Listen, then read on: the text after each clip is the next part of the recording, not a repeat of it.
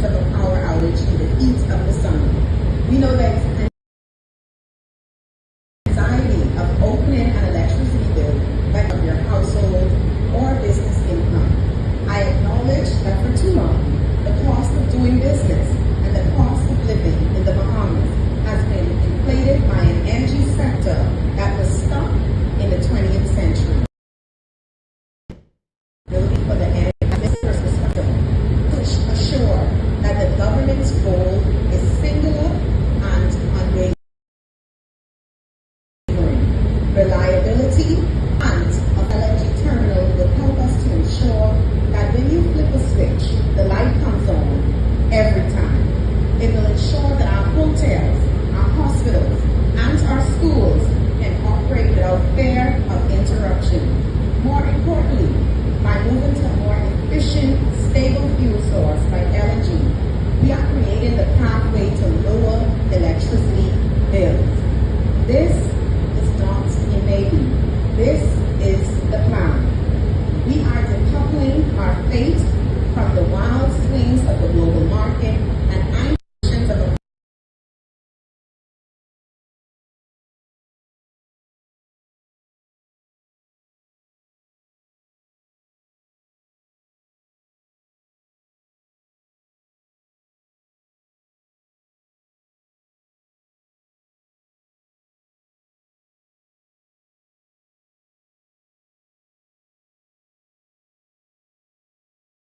While a major move to secure financing for the country's first natural gas public-private partnership with Focal Holdings Limited. Our Devontae Hanna has the details in this report tonight. Months of discussions coming now to the final moment where the country will now have its first LNG plant constructed here in New Providence. Now it was all sealed with a ceremonial signing here at Zapadilla Restaurant. Focal's financing platform for its LNG to power project officially closed for a lump sum total of $379.2 million. That includes a $335 million Bahamian dollar syndicate loan led by CIBC with participation from RBC Royal Bank, Scotiabank, and Bank of the Bahamas. It also includes a US dollar component totaling $42.2 million from the US Export-Import Bank of the United States. This transaction, which has been pegged at nearly $400 million, is a significant moment for the Bahamas. This, according to Sir Franklin Wilson, he's the chairman of Focal Holdings Limited. He says that this is the largest quantum of Bahamian dollar for any private transaction in the Bahamas. Great thought into this transaction was to make sure Focal has the capacity to grow. And this structure in Bahamian dollars and that alignment with US dollars opens a door that is extremely wide. Now, a major campaign promise for the Davis administration within the last general election was to ease the burden on the Bahamian pockets. Now, Energy Minister JoBeth Colby Davis says with this introduction of Bahamas, that is exactly what is expected. It takes a lot to get us to that point in the grid, but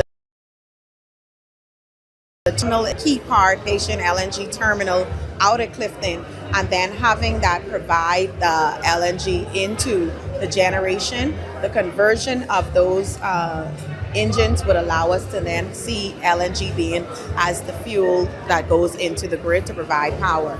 And that would be one of the leading fuels. It's cleaner, it's affordable, and it allows us to bring the cost down, but also expand the technology.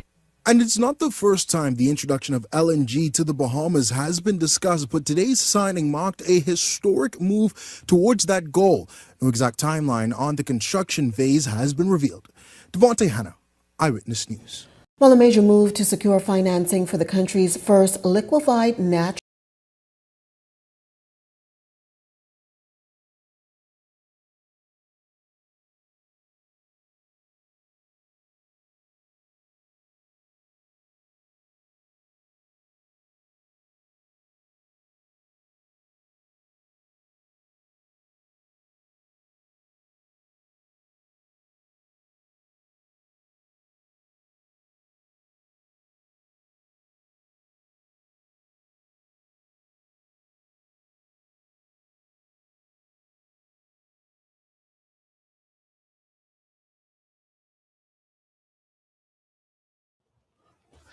Ladies and gentlemen, we are live and we want to thank you so much for being here. As always, spending your Sunday evenings with us, learning exactly what is going on in our Bahamas.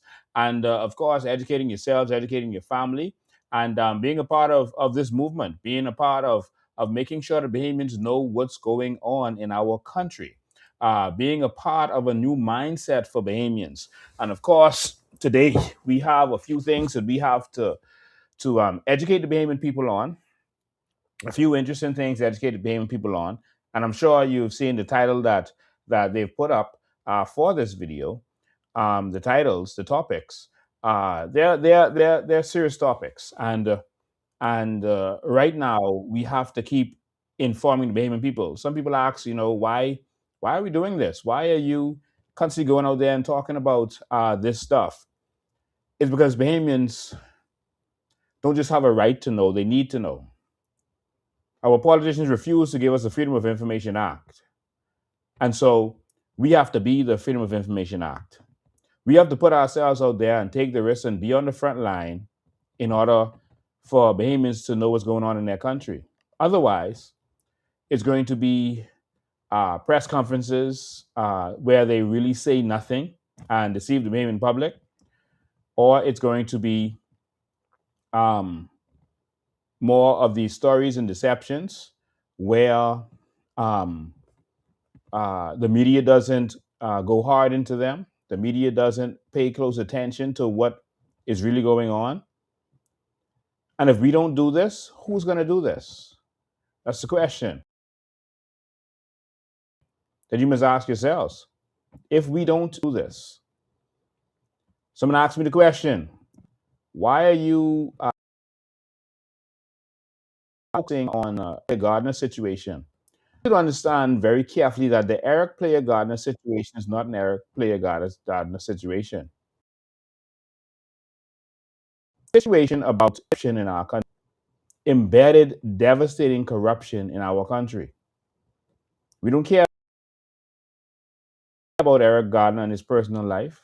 We don't care about his person come before us.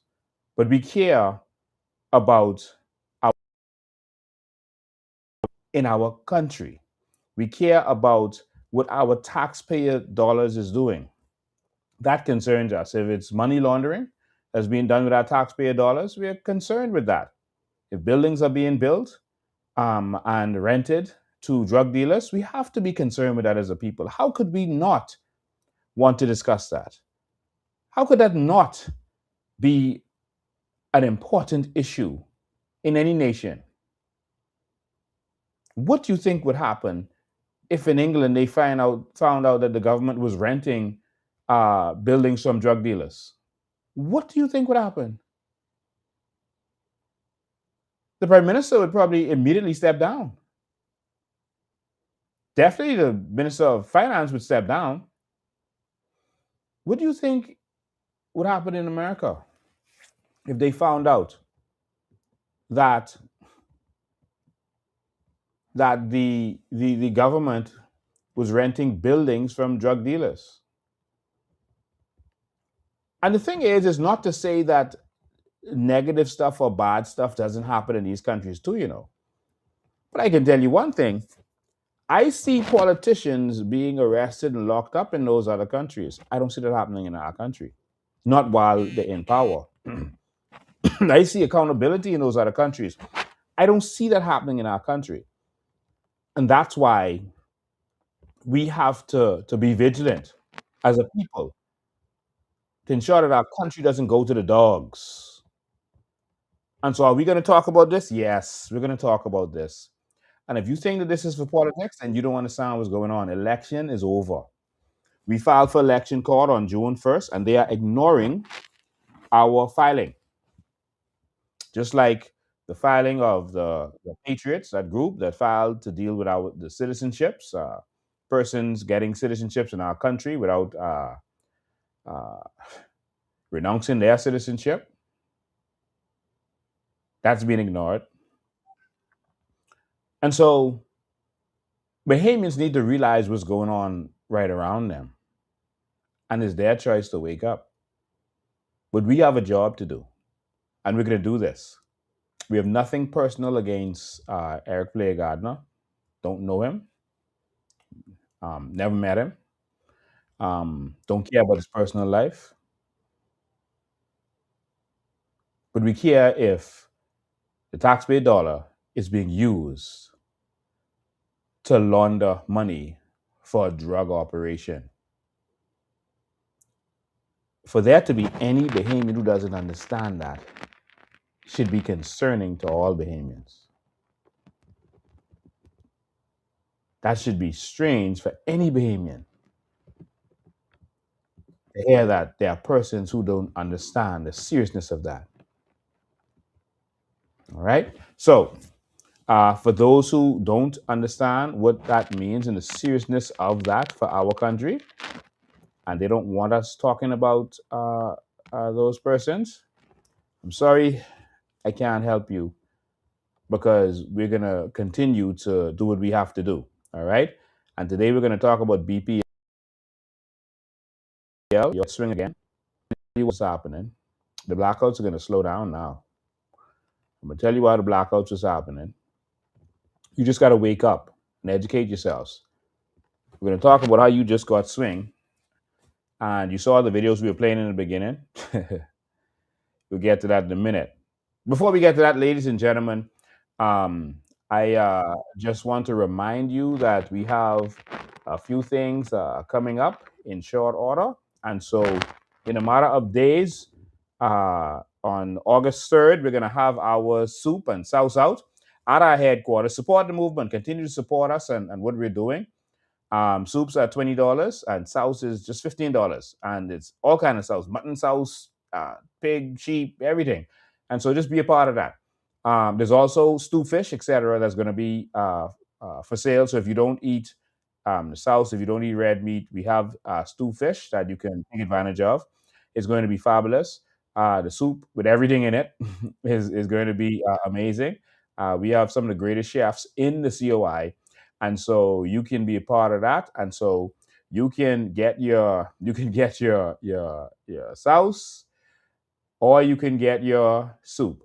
All right, and so and that's going to be on August 3rd. We start at 7 a.m. in the morning. That's August Monday, by the way. So that's your holiday. So come out and support us on that day. We'll be there hanging out while supplies last, and come and get yours. Now, don't wait to get your ticket.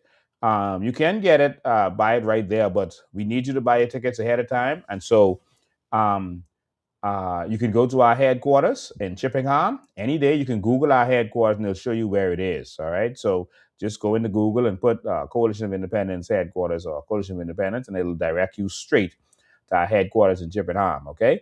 And so you can go right there any weekday from 9 to 5, and you can get your tickets. Okay. I think it's really 10 to 5. And you can get your tickets. Just go right there and purchase your tickets. Come on now, support the movement wherever you can. If you want to donate, it's not too late. But of course, that is going to be on the 3rd of August. Now, in a couple of days from here, it's the 19th already. Wow, July is gone. In a couple of days, we're also going to have another. We're going to have another event, and that's of course our monthly dollar drive. And so we're going to be under the tent on the streets right there, and so you can come and join us, be a part of what we're doing. And so you're gonna be able to be a part of our dollar drive. And so support the movement, come out, fund the movement. Some say, well, what y'all collecting money for if election is over? We have to continue. We have bills, we have headquarters, we have electricity and all these other expenses. We have staff to pay, etc. in the office. And so we got to keep going. Everything that we're doing costs money. And in order for us to keep going, in order for us to do a lot of things that we're doing, it costs. And so you need you to support the movement. It's not just about election. In fact, to be honest with you, and again, that's going to be by Arm Bailey Park, and that's on the 25th, which is Saturday coming. And so make sure you come out and be a part of what we're doing. All right. And so I'd love to see you there. I'd love to be there with you. And so please come and join us and be a part of doing what you can to transform this movement. All right. It's going to take a lot to get this done. We're the only real opposition out there, and we need your help to get this done. There are many people who say, you're going to keep going, but we can't keep going unless you help us to keep going. And so we need you to be a part of this movement and what we're doing. All right. And we can only do this with your help.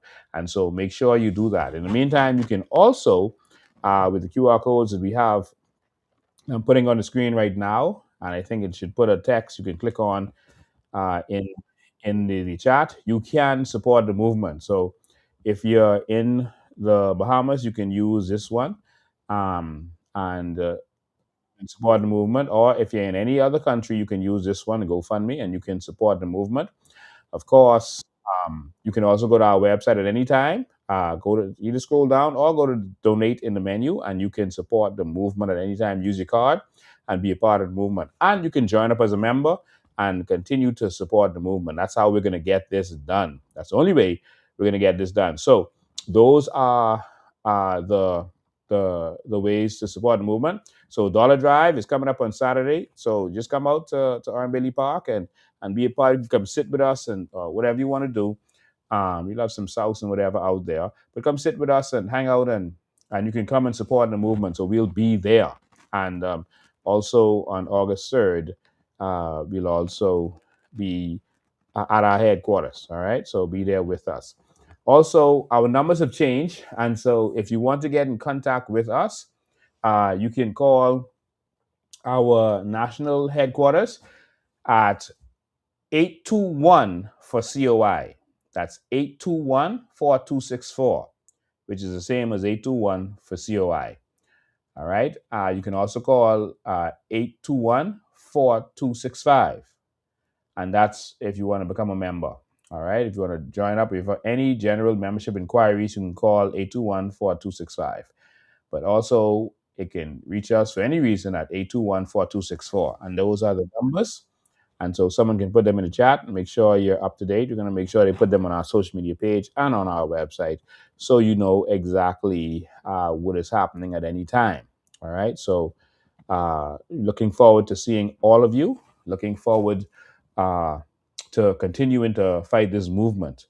It's not easy when you have an entire system that you're trying to change and that is organized against you. But we have to continue doing what we're doing, and we need your help in order to do that. All right. So thank you all so much for those persons who have been instrumental in helping us to get where we need to get to.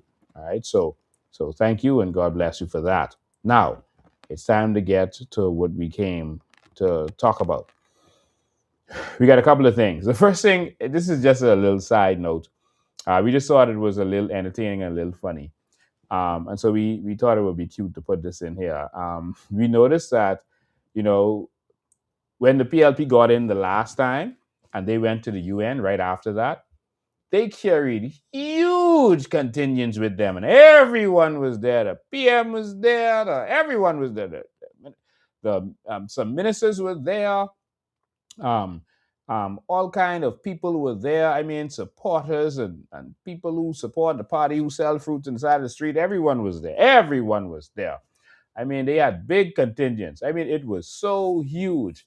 They were traveling to the UN, and y'all remember it. I don't have to put up all the pictures and show everything they was doing, but they were traveling to the UN, and they said it was justified because they said, you know, the PM was in high demand, and that was that was entertaining to hear, because you know.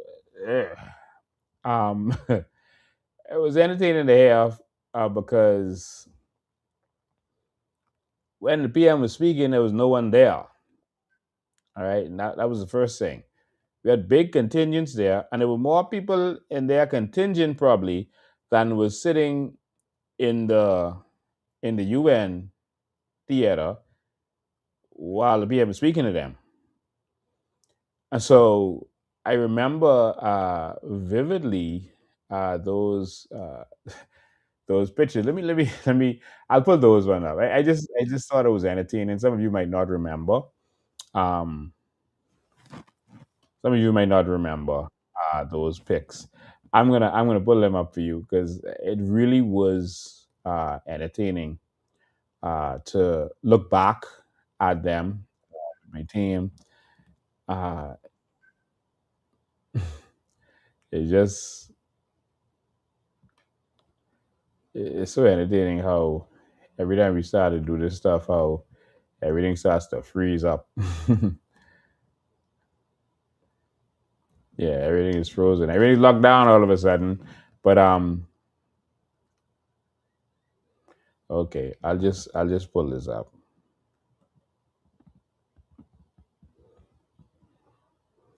All right, so you may remember the UN, right? And clear.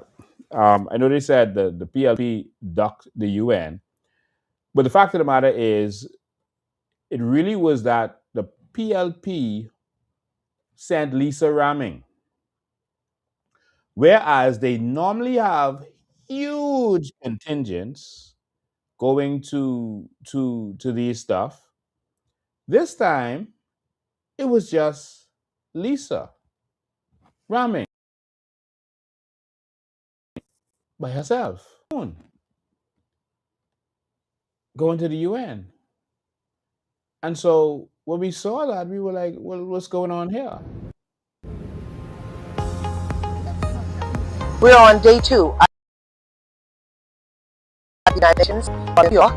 A high-level meeting. Our panel discussions are about to start. And so, as you can see, global behind me, right? All nations. So she's proud. She said, as you can see, there's a ball behind her, global. And so she is so proud. And so Lisa Ramming went, and you saw Stephen Dean, the former police officer, and a couple other people was there. But it's like, what happened to the big contingent? What happened to all the MPs traveling for every reason? Now, you know, that's entertaining. Let me wake you up and remind you about, where is this? Let me wake you up and remind you about uh, what it used to be like. Um, there we go. Let me just pull up these pictures for you, because I'm trying to figure out why wouldn't the PLP go, you know, in mass like they did before? Because you may say, okay, maybe they were dealing with something that's specific to her ministry, but on many occasions, it was stuff specific to ministries, and everyone went. The PM went. Everyone went, and so this was while the PM was speaking. The place was empty, and a couple people there, but the place was empty. And so he was speaking, and you could hear echo while he was speaking, actually, because the place was so empty. And Fred Mitchell took this picture himself. I'll show you how I know. Fred Mitchell took this picture of the empty building. He should have just zoomed into to Brave. I don't know why he didn't. I hope y'all can see me clearly. Let me make sure. Hope y'all can see the picture clearly. Sorry. Um, make sure y'all can see this good.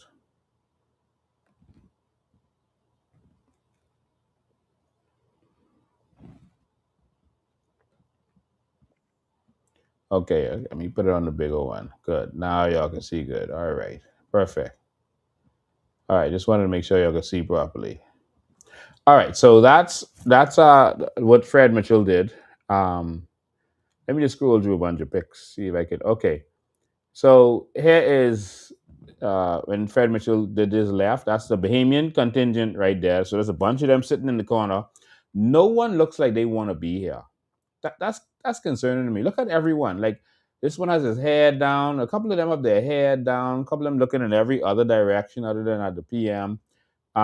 This is this is concerning to me, to be honest with you. Like no one checking, literally. Like they just listen. We just want to hurry up, leave here because we got to go to the club and spend money tonight. Um, here's the contingent again. They look disengaged, like they really, really don't want to be here. And this is while the PM is speaking. Sorry, I gotta shuffle through these to get to where I wanted to get to. Okay, okay. Now hold on. Oops, stop sharing.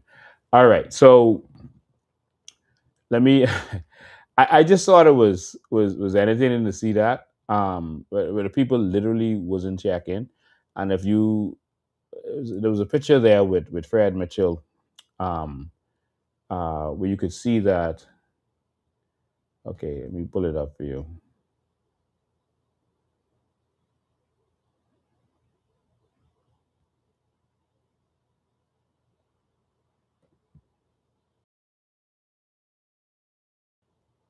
A picture here with Fred Mitchell, and you can see that the place is absolutely empty. It's like no one is interested. Right. So this one, as you can see, there's some more of the Bahamian contingent, and Maserota is there. Wendell Jones is in the back of him, and all the seats in the back are empty, totally empty. And you can see Fred took the picture because you can see he was in that position. All right. So it's entertaining to say the least. All right. Um, and as you can see, back in those days, they was traveling, man. They was living their best life. They was living their best life, traveling. I'm gonna get to some other stuff in here for y'all in a minute. But they was living their best life, traveling, and of course, there's a bunch of pictures with them, but we won't go into that. So, how? How did it all of a sudden the members of parliament and the prime minister, etc., have no interest in going to the UN? All of a sudden, all of a sudden, I was going to play a video with PM talking and Fred Mitchell talking. You know what? I want to play those videos because I want you to hear when they took those big contingents. I want you all to hear this. I want you all to hear what they was talking about because Bahamians forget. I want you to see what the topic of their discussion was at the UN. I'm going to do big contingents. Listen carefully.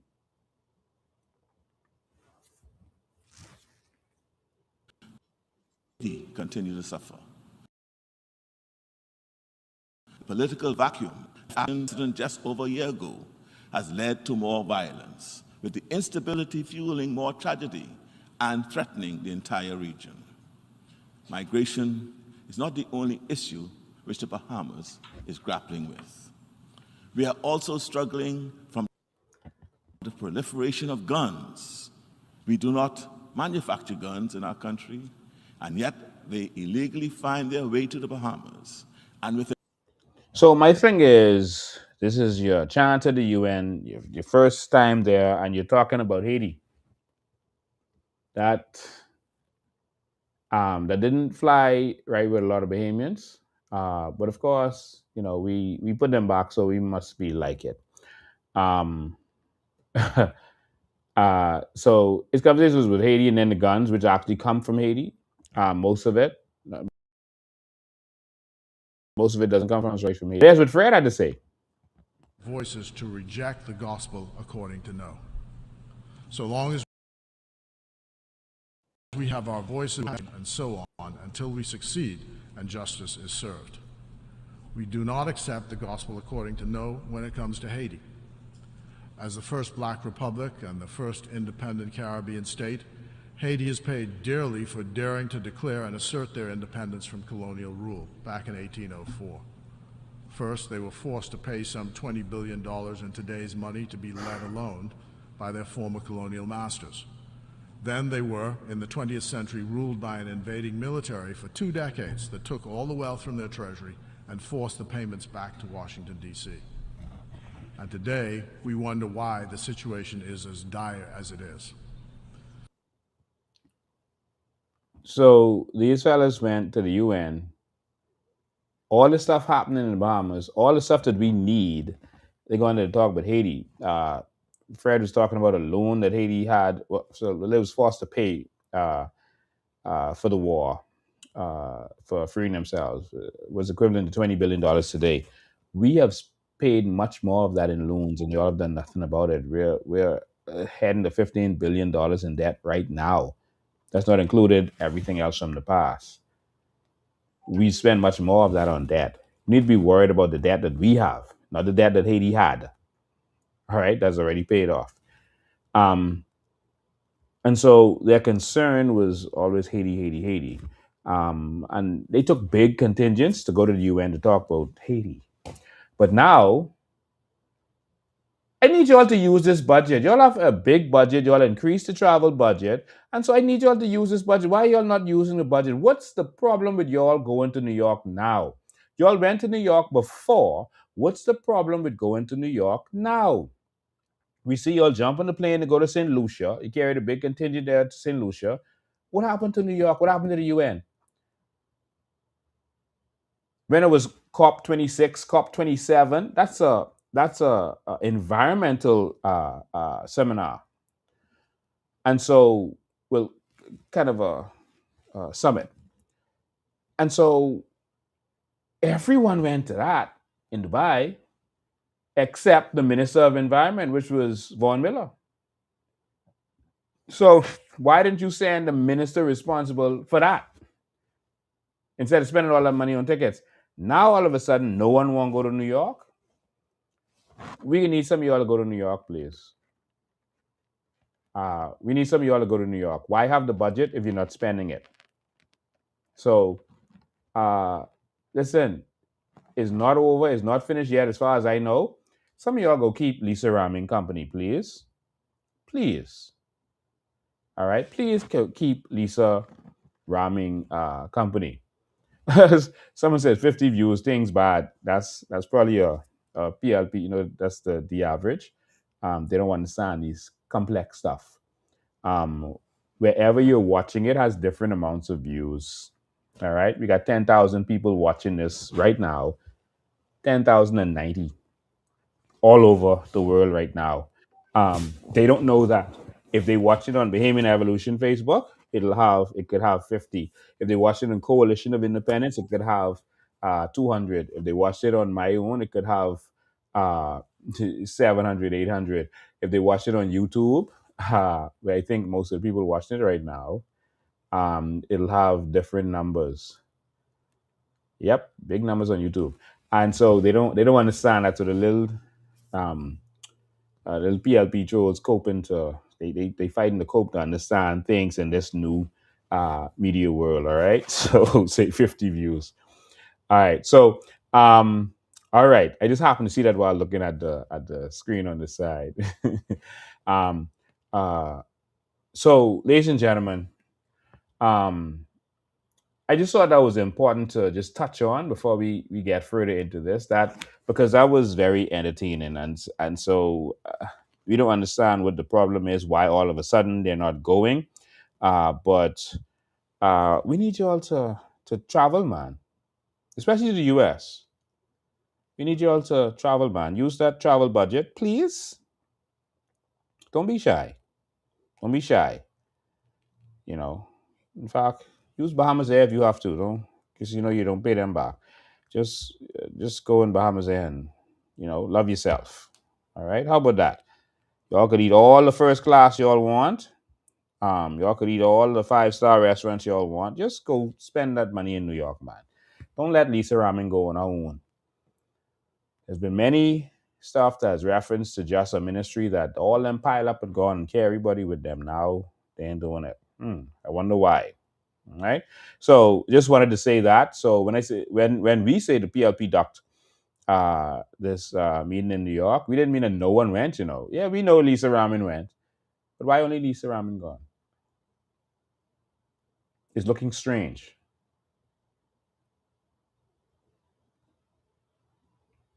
Why you ain't traveling? You all straight, man? You all good? You know I'm gonna bother y'all. Don't be scared. Don't be care y'all. This y'all good. Just just jump in the plane and go, man. Don't be scared. Don't be scared of them, man. Y'all have diplomatic community, remember? Scared of. So after talking about that, I want to just update you on this. I wanted to do a whole outline with Eric Gardner from the beginning to now because there's some people who just started listening to us. They haven't watched all of these series to show all of the corruption that's going on. But I think I'm not gonna do that today. I wanted to start doing it. I just wanted to remind you though that um, based on our investigations, we don't see where Eric Gardner is paying real property tax for his buildings or all of his buildings. And that's concerning because his lawyer, Alicia Bo, is the person who is responsible for when your building gets taken. She deals with that. That's concerning. With his ties to government, that's concerning. We showed you a building that we checked out on Soldier Road, and that yellow building that used to have flowers and VIP, almost by NCA. How are you? How did you evaluate taxes for all the buildings around it, but not that building? How is that possible? How is the drug dealers building that's been there for so long the only building that they didn't touch? Understand? How is that? And now they're trying to sell it. How are you going to sell that without dealing with the real property tax? I don't know. How are you going to do that? It might be something I don't understand. So maybe if someone could explain that to me, that's important. I mean, what kind of power do you have when you're a drug dealer in this country? Someone please explain that to me. We've shown you the building. We've shown you where I think Bahamas Realty is advertising it for $900,000. That's a discount down from I think 1.4 million or something. I think. But how could Bahamas Realty? I mean, that is a reputable company. How could they be in the business of selling the drug dealer property? How is that? I just want everyone to know that the authorities know all of Eric Gardner's property already. The search is done. And so if you buy any of his properties, you are participating in money laundering. They come in for his properties. So if he tries to sell any property right now while he's in jail, and he's already been served with an indictment that says that they come into his properties and you help him by buying it, don't think you could cry ignorance. If you help him by selling it, don't think you could cry ignorance. I'm trying to help you. This ain't to hurt him. This ain't to hurt you. I don't want no other Bahamians tangled up. The more we investigated this, the more we see that regular Bahamians, talented Bahamians, Bahamians who are normally good and don't mix up with them stuff, have been mixed up for whatever reason. So them buildings, don't tangle up yourself, eh? Don't tangle up yourself. All right.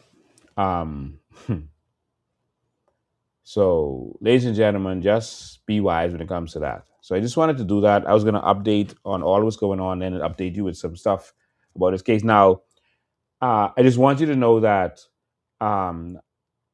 Eric Blair Gardner is in MDC in Brooklyn, the prison, and I thought our MPs would want to go over there to see him, to hail him, see how he's doing. I guess they don't want to go because then he might say, well, why y'all didn't come to hail me and you all know I was right there? I know you all was in town. I see it in prison on social media. Why y'all didn't come hail me? So I don't know if maybe that's why they're not going. But anyway, if y'all want on the eighth floor,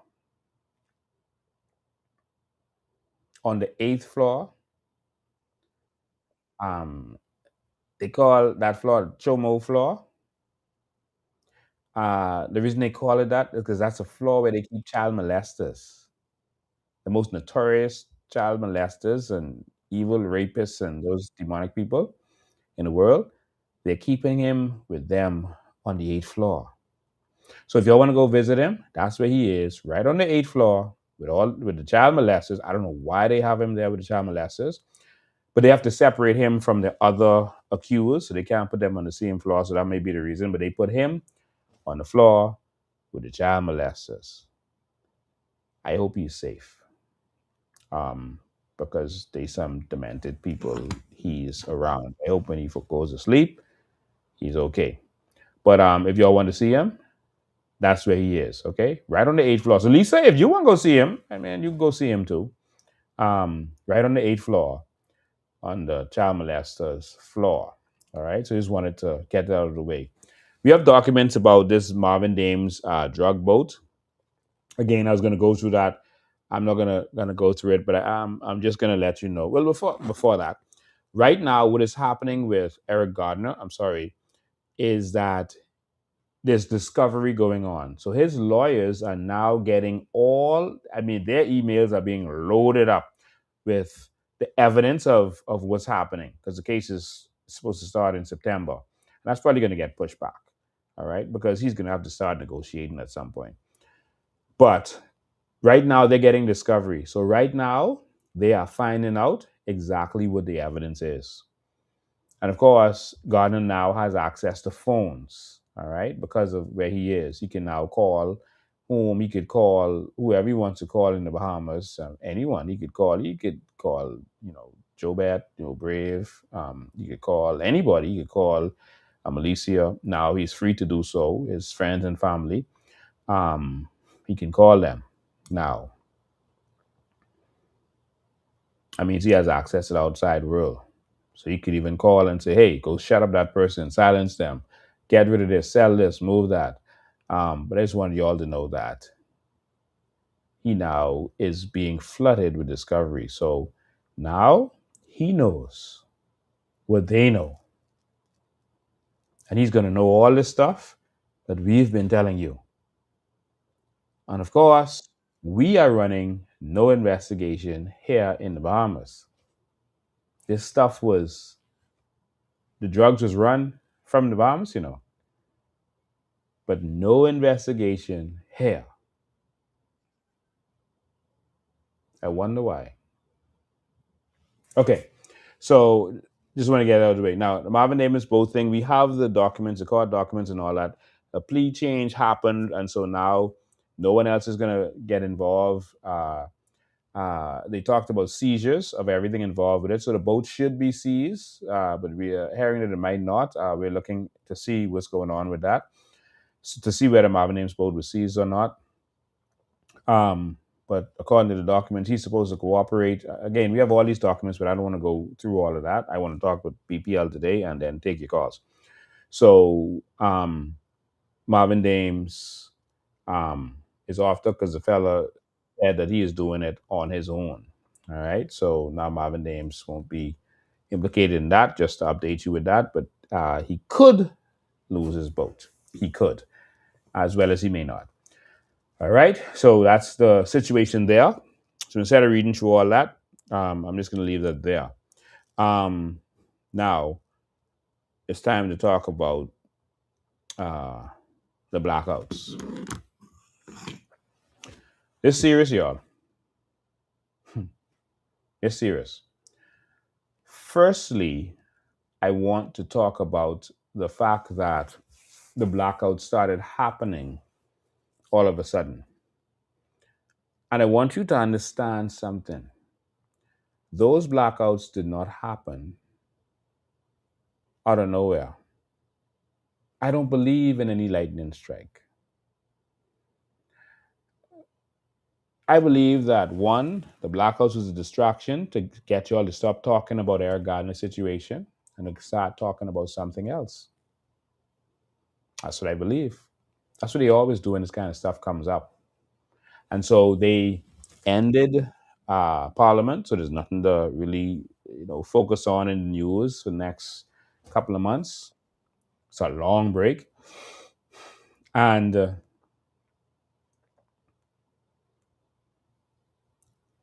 they got you talking about some other stuff. To distract you, they even got two of their MPs rowing in the most nonsensical, well, not two of their MPs, but they got one of their MPs to speak out against it. So now everyone is going to talk about that, and no one's going to talk about this Eric Gardner situation, which is a serious situation in our country. It's a distraction to get you to stop talking about it, all right? Another reason the blackouts happen, and I'm going to touch on that right now, but another reason the blackouts happen is because whenever they're going to sell out something in your country, they get you to want them to do it. Remember when Ingram was trying to sell BTC? All of a sudden, the service was so bad. The calls was dropping like crazy. Remember that? It was like you just wanted to this BTC is garbage. It was to make you feel like, man, can't wait for them to sell this, man. They just let them get rid of this. That's to make you not want to go and protest like they did before. Because the service was so bad, let's bring in this new courier from International who will bring good service. Let's sell it. Remember that? Y'all focus. They make you want to get rid of it.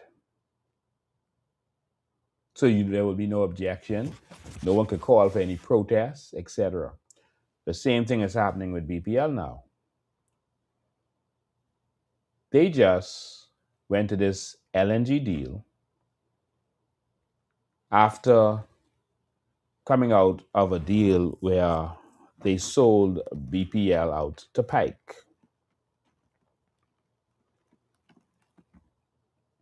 Pike, I've shown you documentation where Pike was not one of the bigger electricity companies. They were one of the small fries. The acquisition of BPL pumped their company up.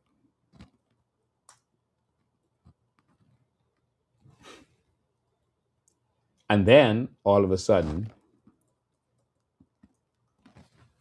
Pike itself was sold.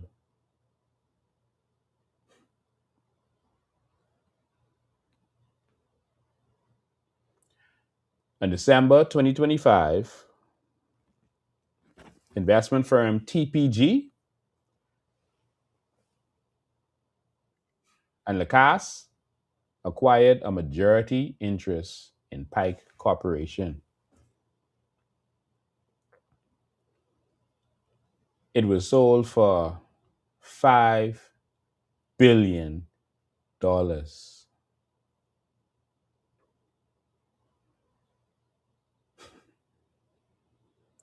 When the Pike deal happened, we didn't understand, like, what is this deal? You can't sell BPL legally. You cannot sell BEC. All right, that's the law. It cannot be sold. And so that's why they formed this thing called BPL and try to do some of this skullduggery with BPL. Um, and so what was the deal with Pike? Because they were not coming in to do generation of electricity. They were dealing with distribution, but there's no money in the distribution. There's no separate charge for the money going through the lines, the distribution. So what was this deal that you gave them this percentage for? It was almost like a sham. How were they going to make money from this?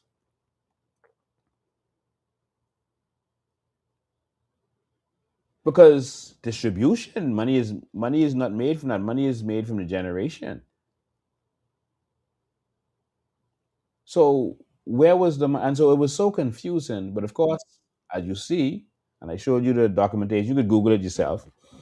For the sake of time, Pike was sold, and the value of the deal was $5 billion, right in front of y'all face. I hope you understand the seriousness of what I just said.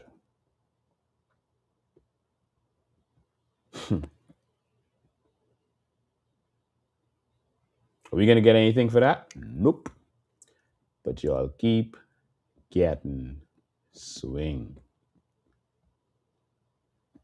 We were getting started. We showed you the picture of Frankie Wilson holding up this card. The late Bernard is with him, but that's Frankie card for my grandchildren. I I showed y'all documents to show that the Bahamas was gonna start you going solar in small amounts, but they were gonna use Focal to buy the solar and then sell the energy to us that they get free from the sun.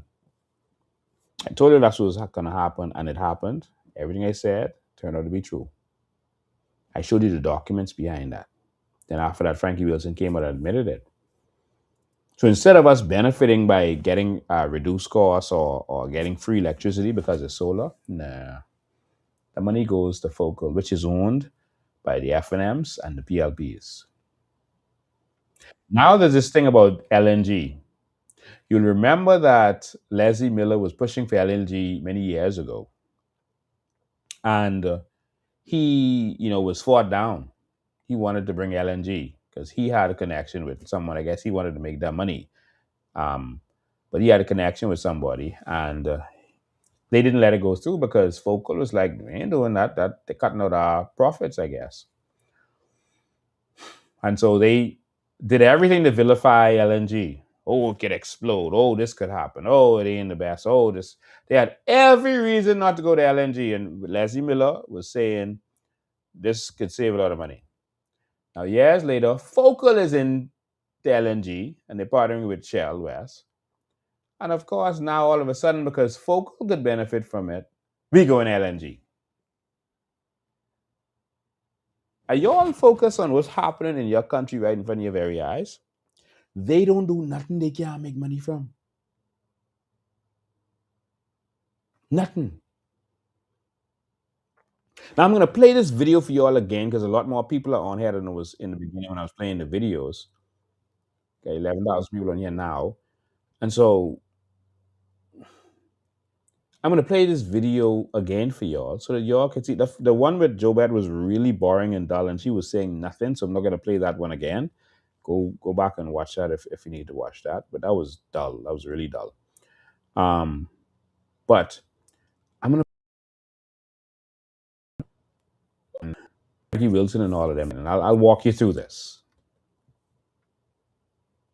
Major move to secure financing for the country's first liquefied natural natural gas plant through a public focal holding. Our Devontae Hanna has the details in this. Remember, I always told you in the Bahamas, when you see public-private partnership, you about to get swing. I told you all that before we exposed this stuff with Eric Gardner and all that. The Bahamians can benefit from it. All right? All it is a way for them to make money, for the private sector to make money off of us. And we pay for it. Let's go. In this report tonight. Months of discussions coming now to the final moment where the country will now have its first LNG plant constructed here in New Providence. Now it was all sealed with a ceremonial signing here at Zapadilla Restaurant. Local's financing platform for its LNG to power project officially closed for a lump sum total of $379.2 million. That includes a $335 million Bahamian dollar syndicate loan led by CIBC with participation from RBC Royal Bank, Scotiabank, and Bank of the Bahamas. It also includes a US dollar component totaling $42.2 million from the US Export-Import Bank of the United States. This transaction, which has been pegged at nearly $400 million, is a significant moment for the Bahamas. So initially, this was in June. So initially, they looked at it as $400 million, but now in July, it's $500 million. It's $500 million. So that was in June, but now that everything is finished, it's $500 billion. And you heard Dr. Minnis talk about that. Dr. Minnis said when they were considering the LNG deal, it was $215 million for the same thing. So, well, for more actually, but so they don't know how this got inflated so much all of a sudden. And so that was Minnis' take on it, and he's actually right. It really inflated a lot from the original documents I saw when the F&M was looking at it.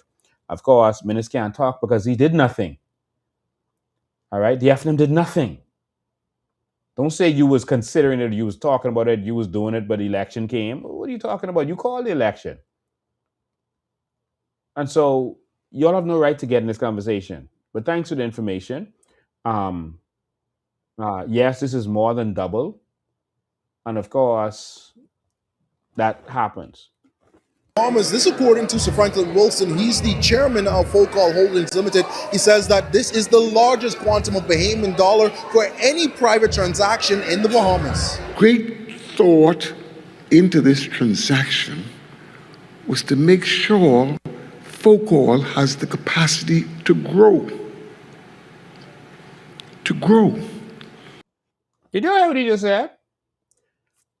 The purpose of this PPP, nothing to do with the Bahamian people, nothing to do with the Bahamas, BPL. The purpose of this whole thing was for Focal to grow. Y'all listening? Who could benefit from this?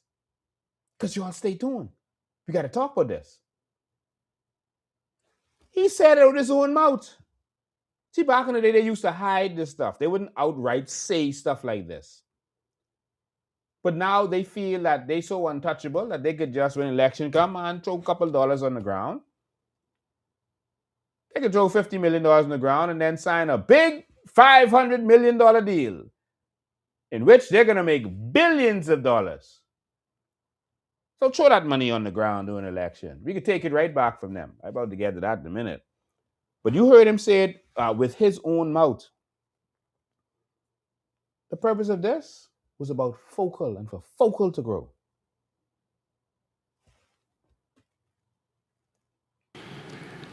And this structure in Bahamian dollars and that alignment with US dollars opens a door that is extremely wide. Now, a major campaign promise for the Davis administration within the last general election was to ease the burden on the Bahamian pockets. Now, Energy Minister JoBeth Colby Davis says with this introduction of LNG to the Bahamas, that is exactly what is expected. It takes a lot to get us to that point in the grid, but the terminal is a key part of that. Building that regasification LNG terminal out at Clifton and then having that provide the LNG into the generation, The conversion of those engines would allow us to then see LNG being as the fuel that goes into the grid to provide power.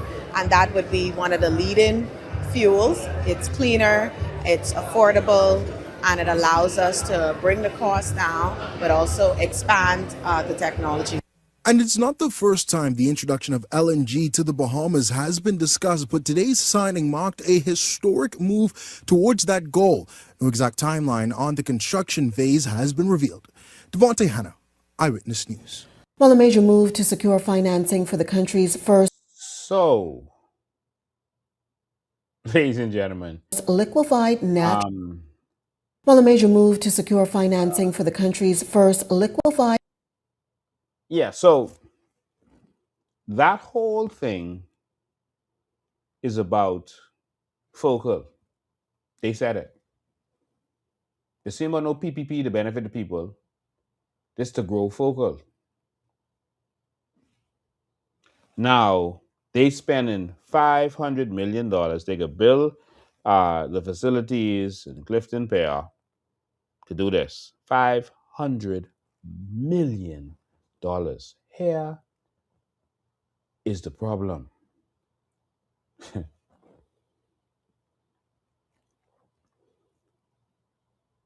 They could have spent $500 million.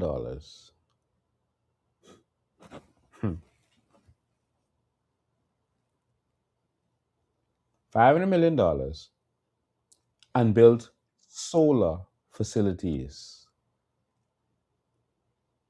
Enough to power the whole Bahamas. Do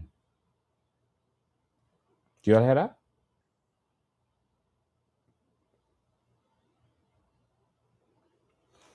For about half of what they're spending, based on the estimates they did, because Grand Bahama Power, they were saying that they were going to do solar plant for 1.3 something million dollars per megawatt, something around there. Let me get your exact numbers so people don't freak out. Okay, in Grand Bahama, it was $1.58 million per megawatt. That was the project benchmark they did. And of course, in Nassau, they said it was going to be $3 per megawatt for what they were planning to do. And so we know that they inflated that for Nassau because that's double, which, come on, double. And of course, that's the funny math that they do in politics, but $1.58 million per megawatt. And so a lot could have been done. Do you understand? They could have built a more than 300, because they're talking about 170 megawatts. All right, somewhere around there, up to 170 by the end on the second phase of this whole thing. Listen, for the same investment, we could have built 317 megawatts based on their numbers. And we would have still had 100, because we wouldn't spend all that. We would have still had $150 million reserved for batteries and a stronger grid. Do you understand that?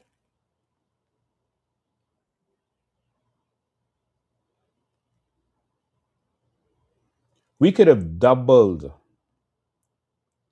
to 317 megawatts. We could have almost doubled what they were talking about, or doubled what they were talking about in terms of megawatts. Enough to cover the whole Bahamas. And still have change left over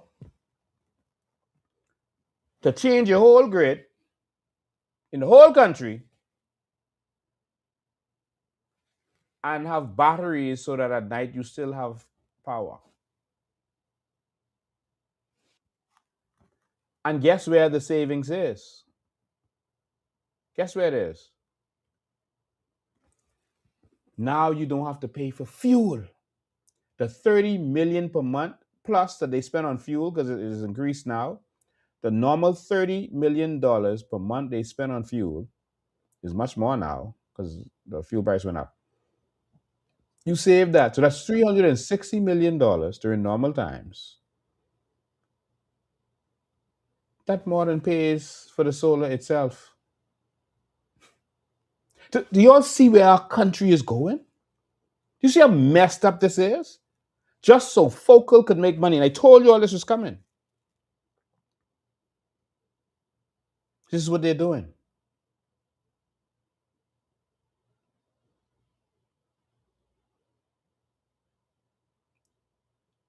Going to LNG, you still have a fuel bill. Even if you save 10, 15, 20%.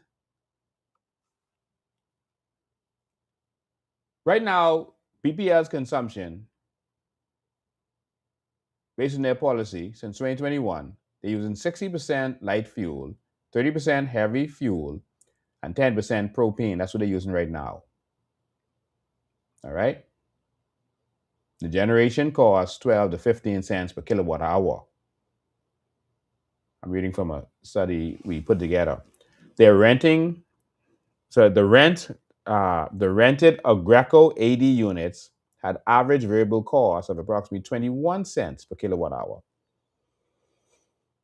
So why y'all renting? Oh, Lord. If you could do it for 12 cents, why rent and pay 21 cents? Just to get money to Focal Lemming. Because Focal is now using their engines to generate power, and they're already making money from this. Now, the LNG is going to go in their engines as they build this new thing. Listen, it's crazy, man. It's crazy. So they're just going to send a little bit of dollars.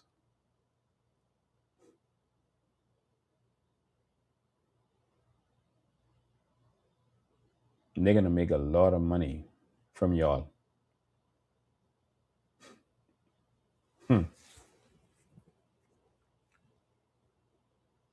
Even with a profit-based situation, the solar is probably going to cost them 3 cents when you consider what it costs and any maintenance, etc.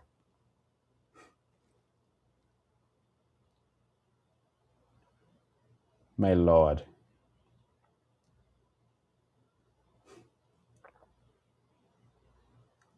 The annual savings is staggering from going solar. Hundreds of millions of dollars. But they don't want that. They want y'all suffering. They want to have these generators that break down so they can make money buying the parts. They want to have these generators so they can keep buying fuel. So they keep getting money. Solar is free.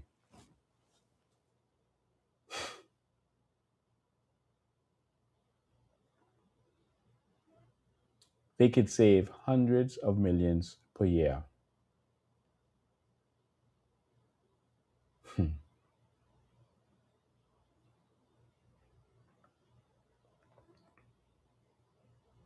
Hundreds of millions. But no, they just want to make this money.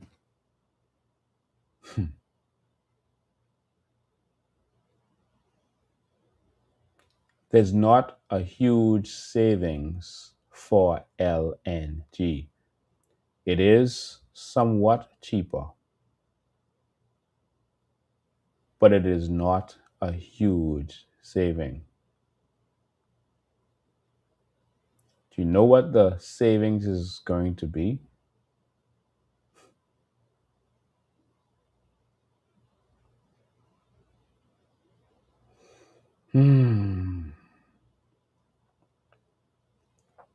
Someone guess. Guess what the savings is going to be. LNG is about $8.03 per cubic feet. And I know that's something different because it's not gallons or whatever, so it's hard to understand. That's in the US, I didn't hear. So for us, that'll be double or triple. All right. So guess what the savings is going to be when we go to LNG. Y'all sitting down?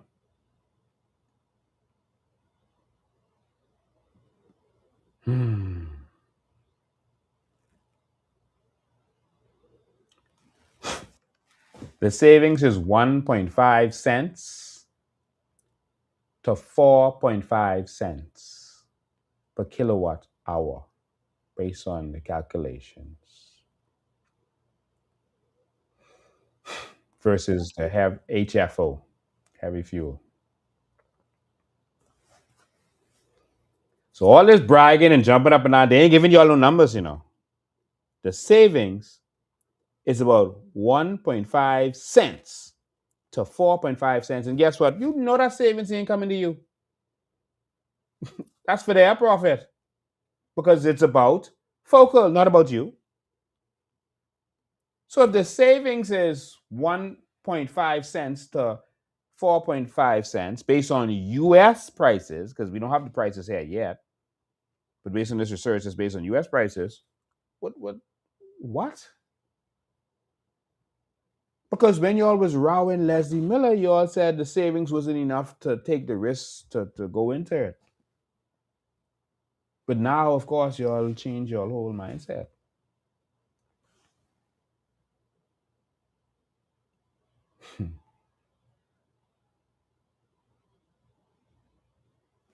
Now let's go to who pays this back and how this gets paid back. We have all the numbers here and everything lined up. This is so.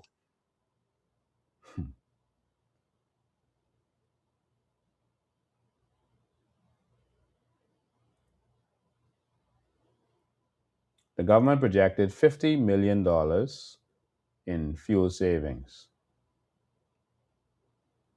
Remember, right now, well, the normal price was $360 million per year. Now, fuel has gone up. I didn't calculate what it is now that they're spending. So, $50 million is nothing. And that's just what they say, and we don't believe nothing they say anyway. All right? But who's going to pay for this $369.2 million amortized over 20 years, we assume, at 6 to 8%? That would require approximately $32 to $38 million in debt service. But it's really $500 million is being spent now. And so that's $44 to $51 million annually just in debt service. So there will be no savings. So I want you to understand that. We put these numbers together for you. And so there's a reason why lower fuel prices may not produce equally lower bills.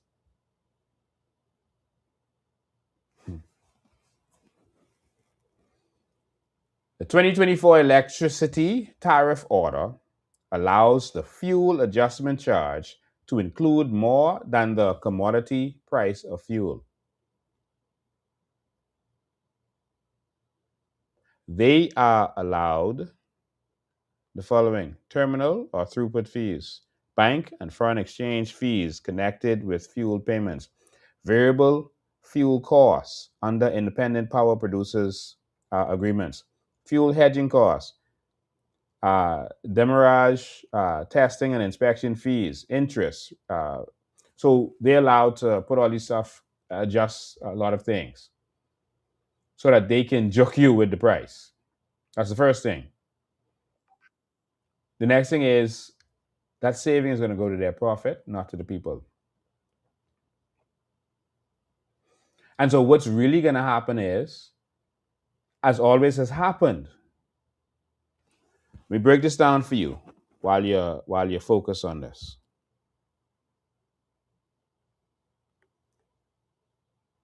Let me break this down for you. You'll remember I've shown you documents. Still have them here. If you're during the calling period, you want more, I can do that. I've shown you documentation where Focal has gotten money from NIB, your NIB that now has to go up because they raping and robbing it. Focal has gotten money from NIB used to buy the fuel from Shell West. So that's you already give them the money to buy the fuel. So they ain't spend their own money. NIB give them the money as investment. So it's no loan. It ain't something they gotta pay back. NIB give Focal the money. They buy the fuel from Shell West. And guess what? BPL now has to buy the fuel from Focal. But guess where they get the money from to buy the fuel from Focal? Remember, Focal's already got money from NIB to buy the fuel. Now, BPL gets the money from NIB as a loan to buy the fuel from Focal. So we provided the money twice. Us, our NIB money, for the same fuel. You say, why is the fuel surcharge so high? And then guess what we get? We get charged a fuel surcharge for them to pay it back. Different from your BEC bill. Just how you get in swing. So they did the fuel surcharge and say, oh, it was just to pay the legacy debt and it's gonna go right away. That's what Perry Christie said. He always had a way to comfort people into fooling them. And it's gonna go away. Yeah, just for a few years, we're gonna charge a fuel surcharge. It was a new thing at the time. And it never went away. It got higher and higher and higher to where your fuel surcharge is now more than your bill. Because that fuel surcharge goes straight to Focal, who borrowed the money, well, not borrowed, but who got the money from us to buy that fuel in the first place. And BPL got the money from us to buy it from Focal. Yeah.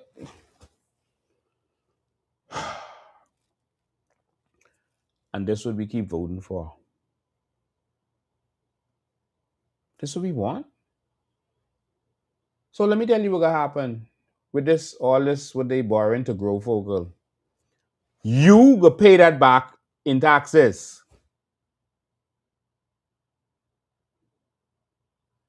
So even if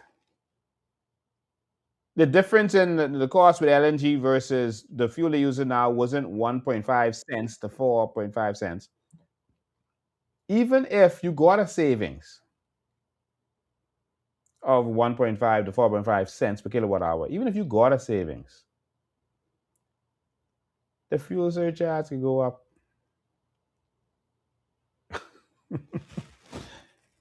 In fact, they don't anticipate that because they're already set in place where the fuel surcharge goes up constantly on a scale.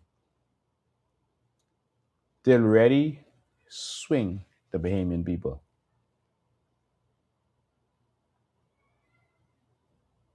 And we just sit right there and say, man, what we can do? Ain't nothing to do. F&M and PLPU, right? Because all the two of them in Focal, the two of them benefit from this stuff.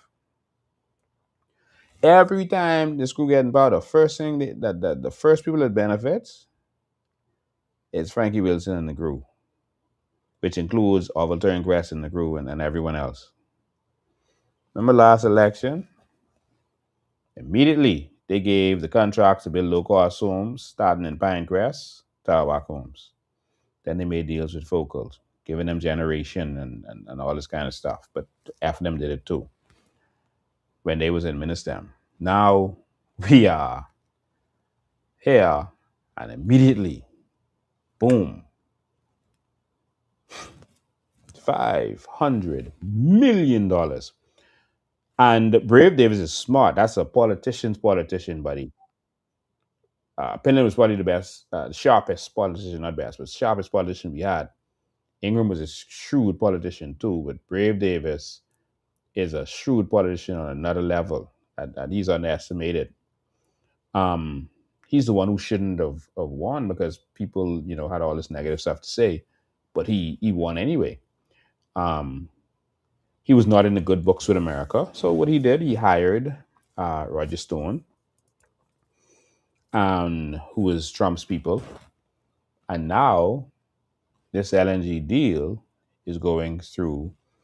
America is going to have some benefits from it, and so one of the reasons the deal is made is to make sure that they suck up to America and make sure America is making some money from them.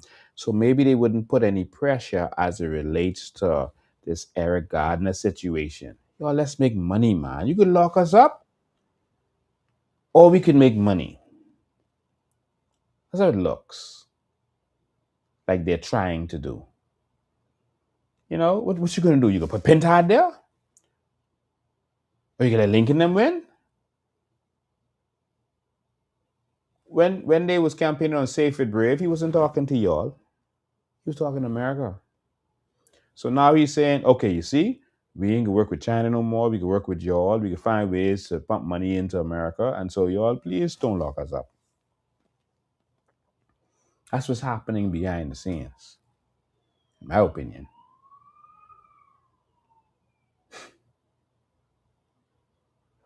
So y'all just got swing again. We got swing by giving all of our valuable assets to Pike, even the trucks.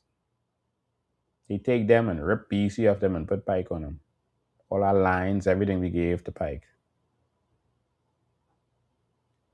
And then Pike was sold for $5 billion. And I showed you their value is not even close to that.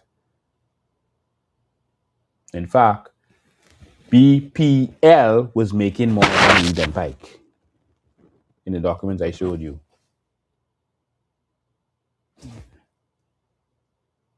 BPL should have been sold for $5 billion. If you could sell it, I mean. I wouldn't sell that. But we keep getting swing over and over and over.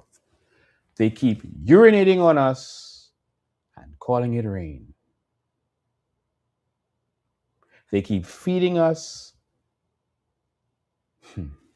feces and calling it chocolate. And we keep allowing it.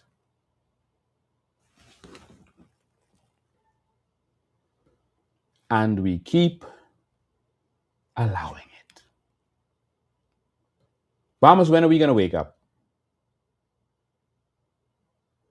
When are we going to wake up?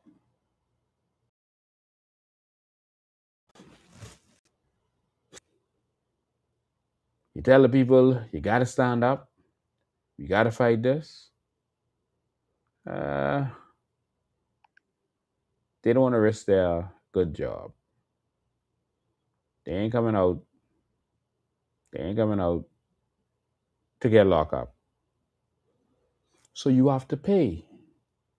So when your electricity is going the way it's going, and you're suffering in the hot sun, in the heat, and mosquitoes eating you alive, and your baby crying because they're hot,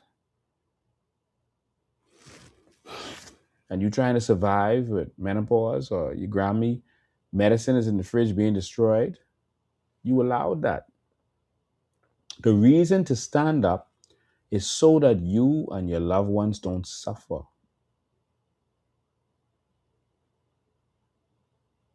Come on, Bahamas, it have to be something for us to stand up for. It have to be. We can't just be content with sitting down and suffering and thinking that that's a good thing. We can't be content with that, man. That can't be right. Maybe I'm wrong, man. Maybe I'm wrong. Maybe Maybe we need to suffer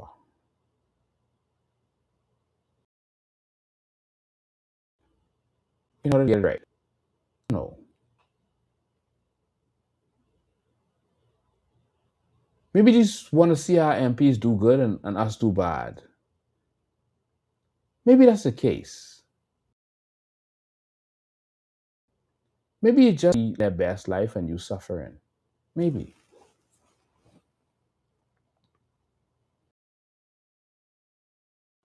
Because none of it is adding up. How much do we have to suffer before the people see the need to run these people out of town? Do Bahamians have to get to the point where they pick up a gun or pick up guns and have a coup like Traore and them did? Is that what needs to happen? Because the brave of us need to just stand up and have a coup d'etat so we don't have to suffer because some people take $50 or $200 to vote for the same people who making us suffer? I mean, what has to happen in this country? Where do we need to go?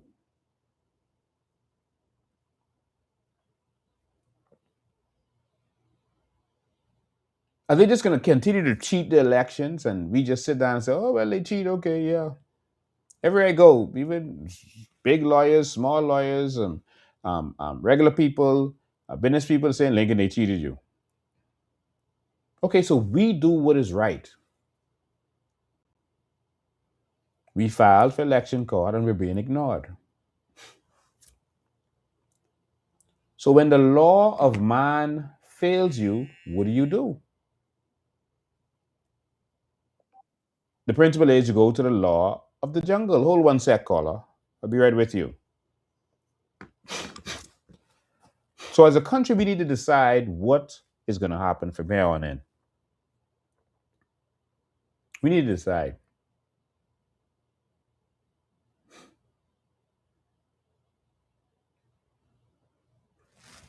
I'm going to take a break from going live on Sunday and give the Bahian people some time to reflect.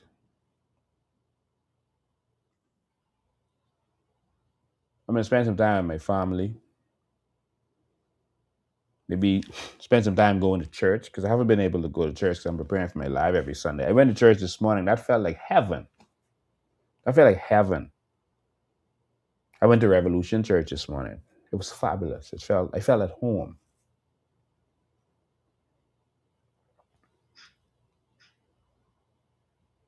You know, maybe start dating so I could get married or something.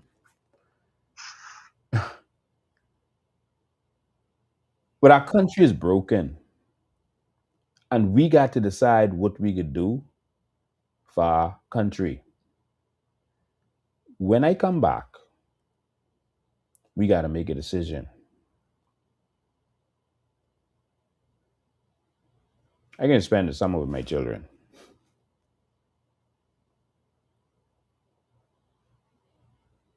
When I come back, we got to make a decision. What we could do with our country. This makes no sense at all. The hospital was out of electricity yesterday. The hospital, the medical area, the critical area, out of no electricity. The hospital's in shambles. They haven't started anything to build in the new maternity clinic they was going to build. The clinic they was building in St. Barnabas area, that stopped. That stopped. Y'all notice they ain't building nothing? Nothing is happening. Because we let them cheat us. So we need to decide, I come to you right now, caller. We need to decide what it is we could do with our country. Out here taking the licks. Politicians coming after me left, right, and center. I mean, every week is a new lie with me.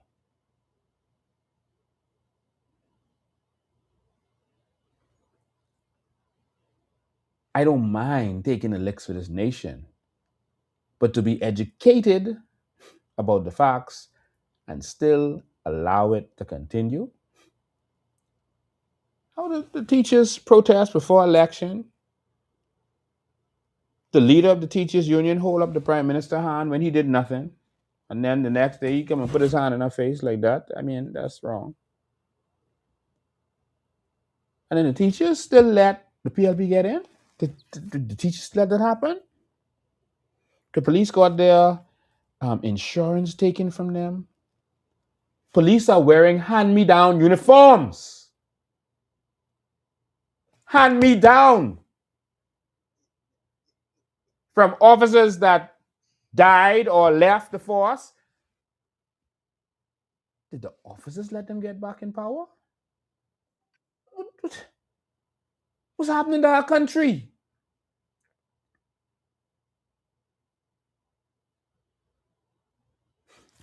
Let me take this caller.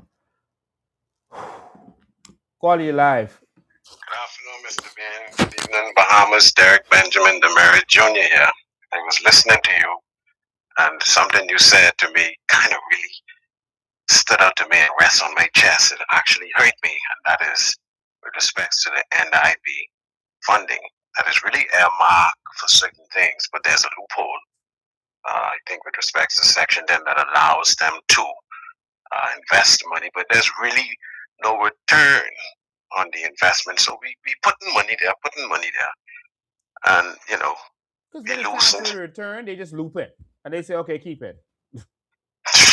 The thing about it is, when I consider greed, the Bible talks about greed, and Mark and Luke and Jesus talk about greed, but greed will destroy a whole country. You understand, right?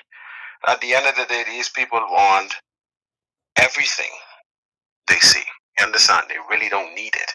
You see, greed is when you want more than you need at the expense of everyone else.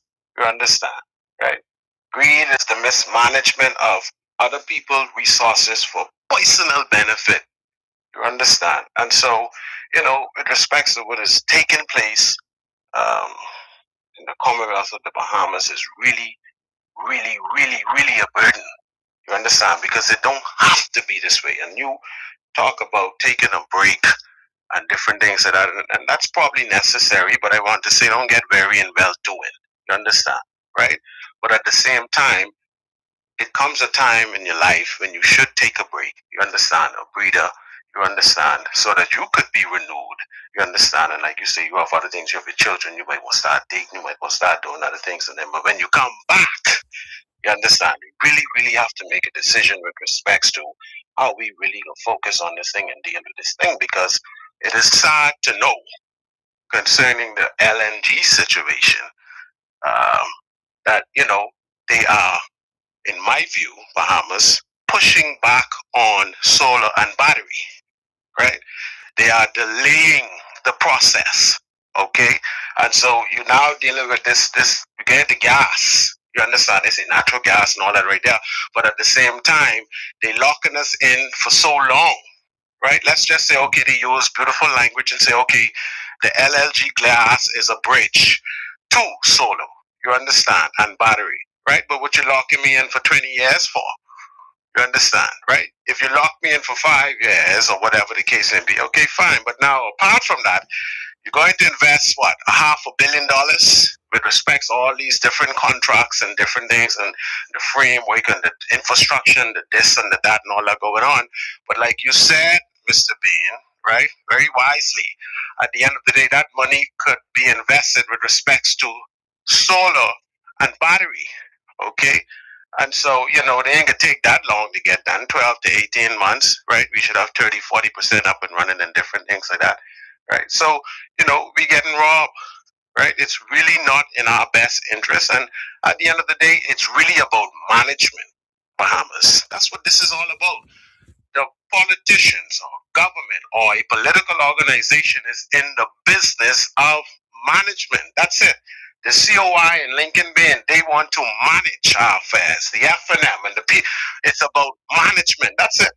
right? And so when they manage Bahamas, they're supposed to manage so that me and you, the public, we could benefit, not just a small group of people. You understand where you're coming from? It is still our monies, okay? You said something with respects to the police officers and things, man, hand me down and things like that. Boy, this is a sad time we living inside. That was funny. That's not so you cheer me up a little bit on that, but at the end of the day, you shouldn't really laugh. But guess what? Mr. Ben, we allowing this to happen, you know. You understand where you're coming from? Yeah. Not you specifically, you know, because you fighting and different things like that, right? But as a nation, the conditioning is real. You understand? And so, like, we condition, you know, to not see things the way it ought to be for us. You understand? It's really, really a burden, man. It is really hurting. If I be honest with the Bahamas, quite frankly, I really don't have a problem financially, you know. You understand where I'm coming from? I ain't eating off no politician, off no PLP or no EFNM and all them. They never do nothing for me, only through the grace of God. You understand where I'm coming from? And because of my ability to manage the little I have. Are you hearing me? You see? So, you know, I shouldn't even be saying nothing, really and truly, but at the same time, Mr. Bain, from a human rights perspective, you understand? I can't not say something. I got to say something because I know what it is when you need help from these people in different names. And my situation was consistent with respects to Hurricane Darn and the pandemic, and these people will sit back and watch you die. They even ain't want to help you with your own money. That's how dangerous this little, what this is? This paradise is. Gangster paradise. You understand where you're coming from? You see? So from a human rights perspective or activist, really, people don't know, but that's really what have me going. You understand where you're coming from? I look at things from a human rights perspective. So you could call me a human rights activist if you want, but at the same time, that's what really motivates me. You understand where you're coming from? And I, you know, it's just, it is what it is. But thank you, sir. Thank you too. I appreciate you call. 803-5995 is the number. 803-5995 is the number. You can call. Bring this on silent. Let me get this ready for y'all. 803-5995 is the numbers. You can call in. And call in fast because I'm going to be going in a second, and there'll be no live at 5 until probably the House of Assembly opens again in September. I think maybe people need a chance to contemplate and see what's going on. We need to decide what we can do with our country. I hear the people crying every day, man. The people don't have nowhere to live. People calling every day. They just need something. Call you live. Go ahead. Go ahead, call you live. Go ahead, caller. Yes, caller, you live. Go ahead.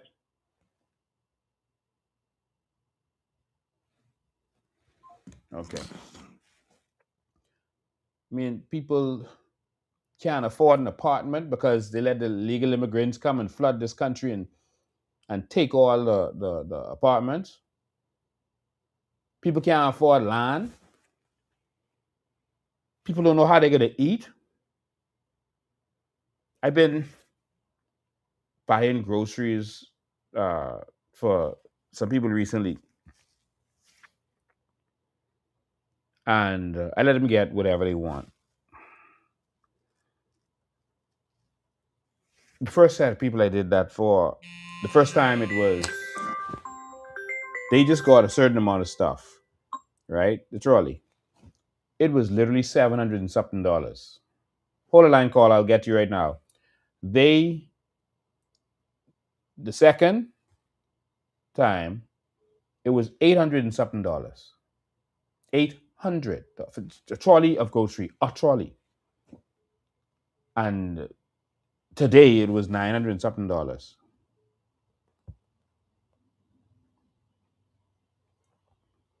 How people living in this country? Call you live. Go ahead. Hi.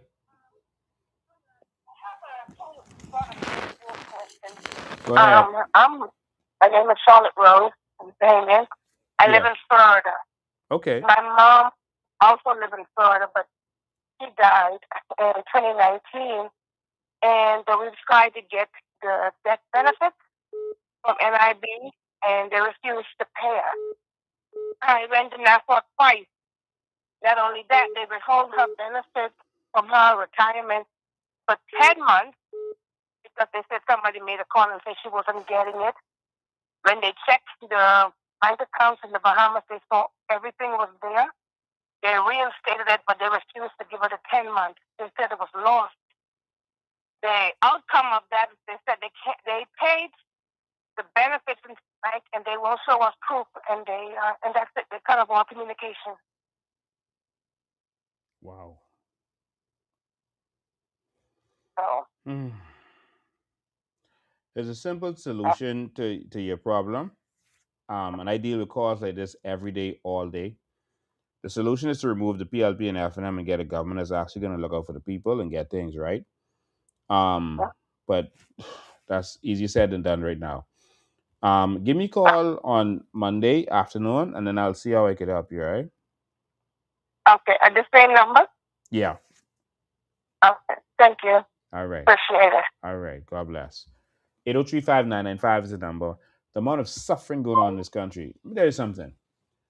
The solutions that we brought to this country, we would have already seen it by now. We would have already been delivering free water. Our plan showed exactly where the money was coming from to do this. It's only $70 million to give us free water the way things is now.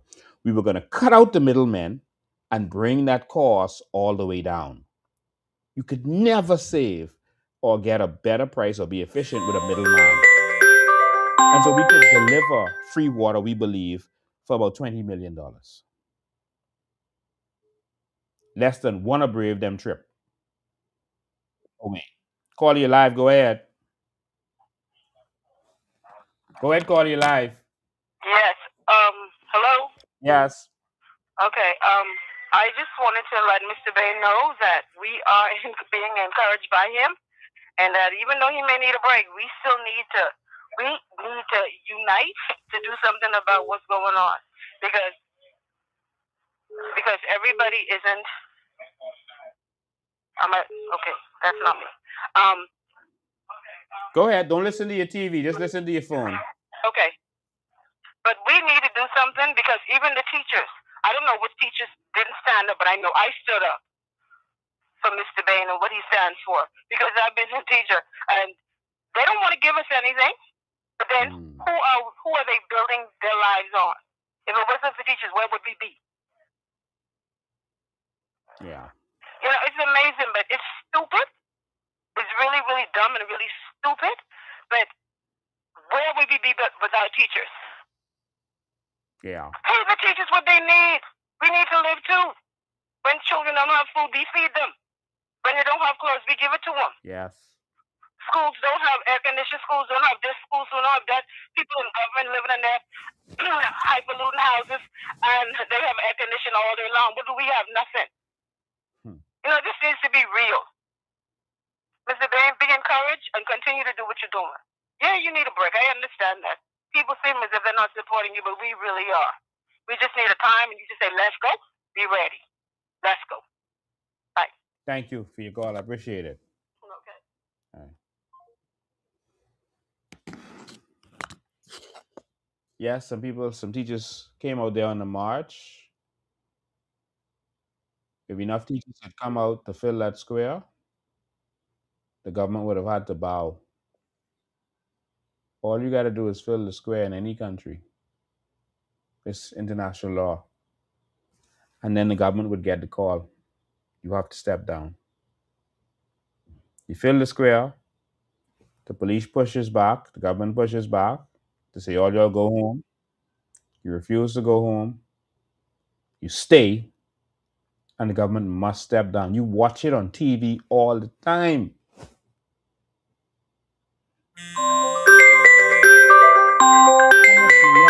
tough. How much your children have to suffer? Call you live. Go ahead. Good afternoon, Mr. Bain. How Good you doing? afternoon. Good afternoon. I'm alive. I called to say a few things today. I am so sick and tired of this government and their complicitness to corruption and wrongdoing in the House of Assembly, the Senate, and the lower house, also in the courts. You can't get nothing done. If something happens with the police, my thing is, and they're doing so much different things, and then I look at they took the election. They didn't steal it, because when you steal something, nobody knows. Everybody could have seen what's going on. I am so disgusted. I am upset. I am disappointed. But until the Bahamian people get sick and tired of this government, nothing is going to happen. And guess what they're doing? The Prime Minister got $1 million to travel, not to increase the senior people, not to fix the hospital, not to correct with NIB and all these things that are going on and give the teachers their money and the doctors and the nurses. It's all about him and his family. And guess what? The other MPs who scared to talk and know what's going on in Parliament, they being paid out. And guess what? He getting paid. Plus he increases travel. Plus he getting sidekicks and different businesses. And he have many other businesses and the MP too. And I see all of them in the House of Assembly dress up in they roach tail and they suit, laughing like hyenas, and people suffering and sleeping on the side of the road and they ain't got nothing to eat, and NIB ain't giving them, not NIB, social services ain't giving them nothing. They treat the Bahamian people so bad. Listen, until the Bahamian people get sick and tired and want to do something about it, ain't nothing gonna happen. They need a little more suffering. That's why I glad you say you can take a break and let them squash. All them people who was around here drinking and they was cooking food, they all going in their corner and trying to buy a little piece of grocery. You know what people doing when they go in the food store? They picking up what they need and leaving the rest. If they picking up one bag of rice and tomato paste and a piece of meat, they can't buy grocery and get 3 and 4 and 5 children. But there's the same people who was up and down shaking up on the PLP thing. That election was taken, and I am highly upset about it. And ain't nothing is being done. I got y'all on wait, and you talking about going to the court system? Listen, them people only doing what Brave tell them to do. They ain't doing nothing different. I am tired. I'm tired. Every time I go, you got to help someone with this. I start telling people, you won't call your MBA. You won't ask the MP for some money. I start doing that, Lincoln, because there's too much crap. They go on shaking up because they fix their house or cut down their tree or give them a couple dollars only gonna last for a week or two, and then they back hungry again. You hear me, Lincoln? This is going on. Yeah. Have a good vacation, yeah? Thank you. Have a good afternoon. All right. God bless you. 803-5995 is a number. Call you live. Go ahead.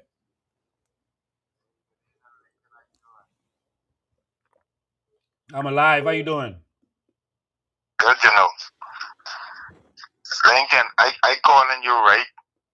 I glad you say you're going to take a break. You need a break, When you was in Abaco, I was one of the rally of people in one of those meetings with you. And I tell you, I said these BMN people so fake, Lincoln. I love what you're doing, But the BMN people, they ain't serious. They like crumbs. You need to take a break for a good little while, so they can see what you're doing. But taking a break, that you need that. You understand? Because I see you as a good person, man. You fighting for the people. You really want the people to have something in this country. But the people don't want to have anything in this country. They just want crumbs, So until the people decide they don't want crumbs, then you could come whenever you see them ready. You will know. If you stay away for a while, you will see. You will see. You would see, and I always tell you when I tell you, when I was in the meeting in Abaco, I was rally up because I say all of these people in your Lincoln band, they fake. I guarantee I was going to COI. Don't care what they do. You understand what they saying? Yeah. But I know the people. You understand? These PM people fake, especially when you see they can get a little bit of salt chicken, little barbecue ribs, a little bit of rum to drink, dope to smoke, whatever it is coming into the election, like how the politicians is used to people. Lincoln, I'm gonna tell you something. Take your break. You did well. That's all I can say. You enjoy your evening, all right? Thank you, man. God bless you. Yeah, God bless you too. All right. I always on your side. Always remember that. Thank you, man. All right? Call you live. Go ahead. Good afternoon, Mr. Bain. How you doing? Good afternoon. Right, there's a few things that I'd like to bring to attention as a young layman. Right? Firstly, I'm 21. I'm a first-time voter, and I voted for change. I voted for the principle of goodness and graciousness that the Bahamas desperately needs. It really does. It really needs it. But it doesn't seem as if people are understanding and getting the point of diplomacy. Okay, as an example, in my workplace, just recently I spotted Wayne Monroe. And it didn't seem as if he was for the people, in my opinion. That's just my opinion. Mm-hmm. And he cherished and he gloated saying, who ready to get this and who ready to get that. I had a question for him. And just as the lady previously had stated, with all the grocery bills and everything being high, I asked him, I said, Mr. Monroe, what about change? What about the change that you promised us? What about the change that you promised the people? The folks of the Bahamas, the ones that are supposed to look up to you. As my MP, I'm supposed to look up to you. What about change? He had no response for me.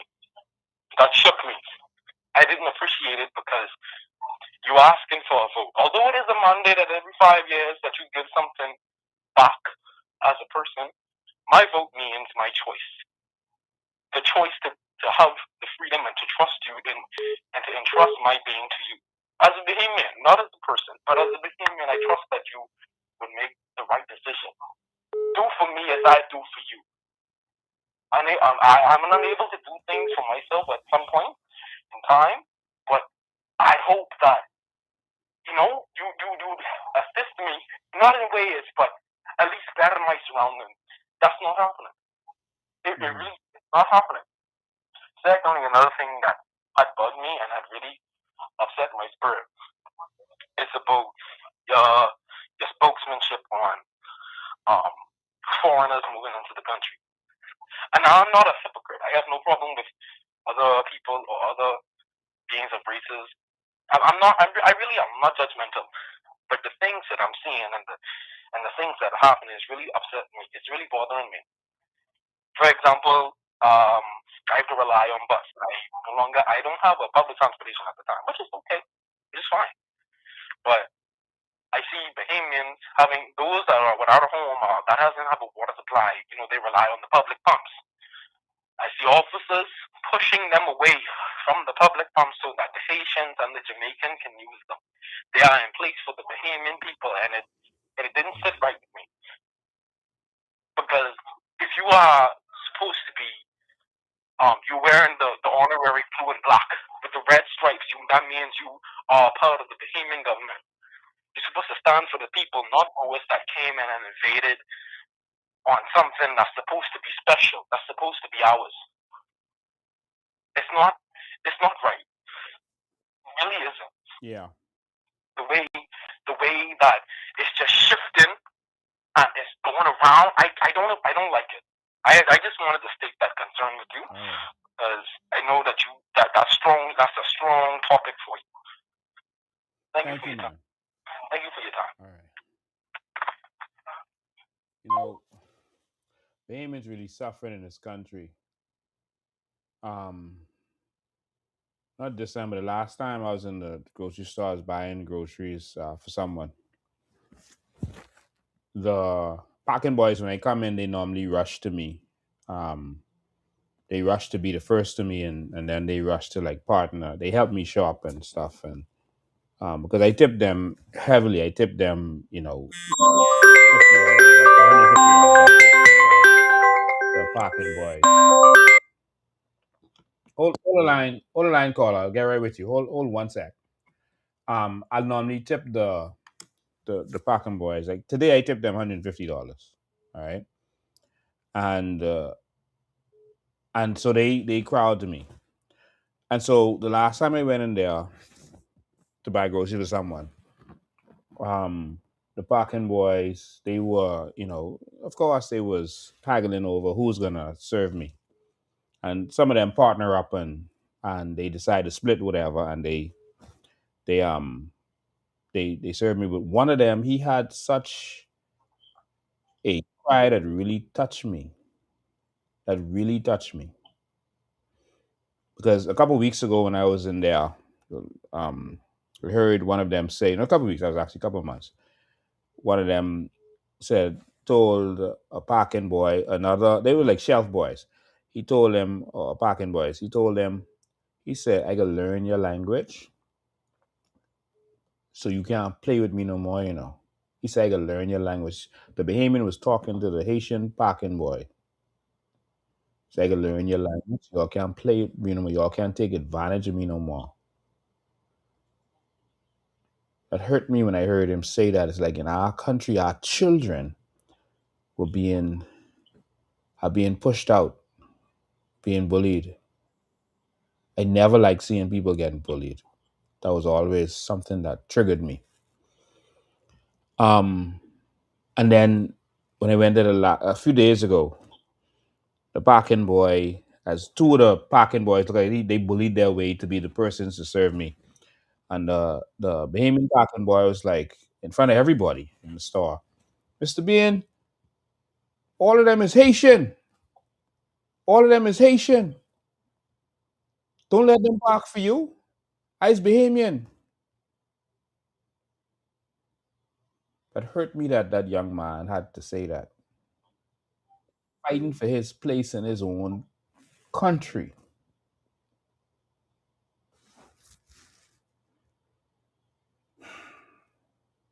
In his own country. He got bullied. He got pushed to the side as a Bahamian. Because they together, they united. So they got deal with the Bahamians. And my response to the young man was, I do this to help you all. It's my way to give back. That's why I come in here and I help other people and I help you all at the same time. That's how I give. And I don't care about people's nationality when I helping them. But I want you to know that I understand your pain and I can help you as much as I can. But I'm not against Haitians. I'm against illegal immigration.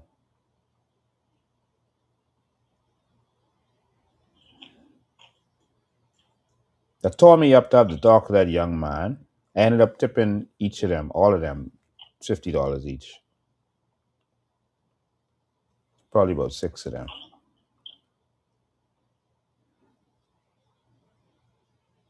Because many of them working because they have single mothers at home and they the older son and they gotta help. And it tears me up to see what Bahamians going through in this country. Call you live. Go ahead. Good afternoon, Lincoln Bean. How you doing? I'm alive. That's good. Glad to hear. I only called with this quick suggestion, and I'm gonna let you go. I on the live on Facebook, and I'm reading, and I'm participating in these comments and stuff like that, right? Mm-hmm. And I seen a lot of people saying go Russell Square, Fuller Square, and stuff like that. But I feel like the Bahamian people are more so scared to do that. I feel like they need a backbone, and you are the backbone to give us that push to go Rawson Square. If you would give the Bahamian people a date and broadcast it on your platforms, all of your platforms, and give us a date to go Rawson Square. If 98% of the Bahamian people don't show up there, then just how the Bahamian people are thinking. But I am sick and tired of being sick and tired, and I'm ready for a change. I will be out there whatever time you say. Me and my family gonna be out there. Even my babies and all will be out there because it's a future I'm fighting for, and it's for them. And that's what all I call to say. Thank you. I appreciate that. All right, thank you too. All right. To be effective, it has to be. Hold a line, call. I'll get right to you. It has to be done while the House is in session. They shut down the House until September. They know why, so that no one could question them about the plane crash or the on May 12th or the arrest of Eric Garner, etc. And that they hope that you stop talking about it or some other stuff come up by then, so that you don't want to come out anymore. That they could do a little couple things that everyone get pacified. The electricity won't be bad anymore by then because the purpose for making electricity bad and letting this deal go through with LNG would already be true. And so, yeah, so it can't be done till September. Caller, you live. Go ahead. Good afternoon, Mr. Ben. How are you today? I'm alive. Man, listen to me. I just want to encourage you. I know you need a little break, but boy, what could I say? After you've done all you can do is just stand. You were called to this fight. People like us, we were called to this fight. I'm going to share my testimony. I heard your testimony, but I'm going to just share it. Just bear with me a minute. Just boy, for my election, I had a knockout. I don't want to call. I normally just listen to Steve McKinney's show. I didn't want to just listen to nothing else. I was just so hurt. I'm just coming around. Honestly, I just coming around. I was so hurt because I really was dreaming about this new Bahamas. It's coming, It's coming, Mr. B. Let me tell you something. When you look all down to the Bible, I'm a believer in Christ. When you look all down to the Bible, let's use Pharaoh. God used Pharaoh, and he hardened his heart. And when he finished with him, he destroyed him and his house. These PLPs you see here enjoying their lavish life living, I want to tell you something, sir. They don't understand what they are doing. They are bringing something on their children and their children's children. We are suffering in this country. The people are suffering. I'm going on 61. I am 61, going on 62. And I was working for change from that time, PLP FNM, PLP FNM, PLP FNM. Then I switch over to the COI. I vote for the COI both times. But that election, Stevie Wonder could see that Brave Davison take that election. You didn't lose that, they take the election. I was telling my wife, I said, I don't care how it looked, Mr. Bain, them, is only gonna win 3 seats. 3 seats. It ain't nowhere in the world. See, but God allowed to happen when the show on the screen where he was leading. All of a sudden, Mr. LaRota. But boy, let me tell you something. These people, but anyhow, Mr. Bain, I'm gonna tell you my story. My mother had 11 children. This is what she told me. And she told me she was going to get tied off with her 11 child because she had too much. And the 11th child died. She said she ain't gonna go through no 9 months of toting no baby and go home with no dead baby. She wanna have the joy of toting a child for 9 months. And she went back and she had me, which was the 12th one. Mr. Bain, let's be encouraged. Sometimes I just want to give up, but there is a burning desire in me. What I do is I preach on the streets, Mr. Bain, in Foxhill, around wherever the Lord lead me. Sometimes you just want to give up, leaving me. Mr. Bain, God has called us to something. Take a break. Yes, you need a rest. But when you finish, get back on the wall. We have an assignment to do. No matter, no matter. It doesn't matter right now to me. I know one thing. Everything is in God's hand. And God is going to have the victory. They think that they're going to have the victory. But don't worry. I know one thing for sure. I know they like listen to you. All of you all who are under the sound of my voice or who like carry message back, you all carry this back. You all gonna meet God face to face one day. The Bible said, no man see God face and live. That means when you see him face to face, that means it's over for you. Your time's up. Your time is winding over. Mr. Bain, you be encouraged. Take your break and rest yourself. I love you so. Man, listen to me. And we support you, and I really, man, I dreaming about this new Bahamas. Man, listen to me. Oh, Jesus, I was hurt so bad. Man, I ain't get over that hurt yet. Only the grace of God brought me over. I never was like this in Parliament. And the people, them, man, I mean, But thanks for your call. I got to take some other calls, okay? Yes, Mr. Bain, I appreciate it. You have God a good bless you. evening, sir. All right. Okay. Call you live. Go ahead. Go ahead, caller. Go ahead, caller. Don't listen to your TV. Listen to your phone. Hello, good night, Mr. President. How you doing? How you doing? I'm alive. Oh, well, it's well, man. You know, be encouraged, man. I know you're tired. Get your little rest.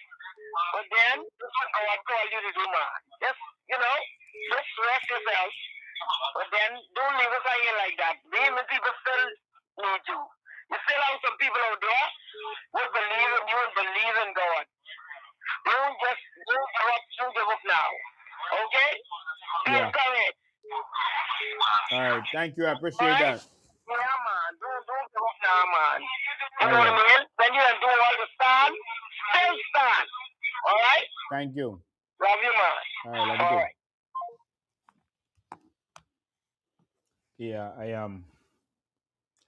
as he was speaking, he talked about, I think he said he was preaching on the streets and stuff. It reminded me of the young man who was locked up during COVID for preaching on the streets. And also he was harassed on Woodward just walked the other day. Hold the line, caller. You next. Just let me say this one thing before we continue. To that young man, I want to encourage you to go in the lion's den if you have to. Never let them shut you down. Continue to stand up. If God sends you on the corner to preach, you go on the corner and you preach. That police officer is wrong. Not ethically, legally. It is illegal what he did. You do not need a permit to stand on the sidewalk and preach. When asked what the offense was that the young man was committing, the young man asked him that. Very good question. He said unlawful assembly. Unlawful assembly is when 3 or more persons are gathered together and behaving in such a way that they put the surrounding people in fear that they will uh, tumultuously they will carry on tumultuously, which means heading for a riot. That's what unlawful assembly is. That officer was wrong, and what he did was illegal because the law, the penal code, also says that if someone is lawfully assembled, it is against the law to interfere with them or to remove them. That's the law, and I can pull that up if you want me. I couldn't believe I was hearing that officer saying such stupidness for a young man who is on the streets preaching the word of God. Where's our country come to? And no one stood up for him in the church.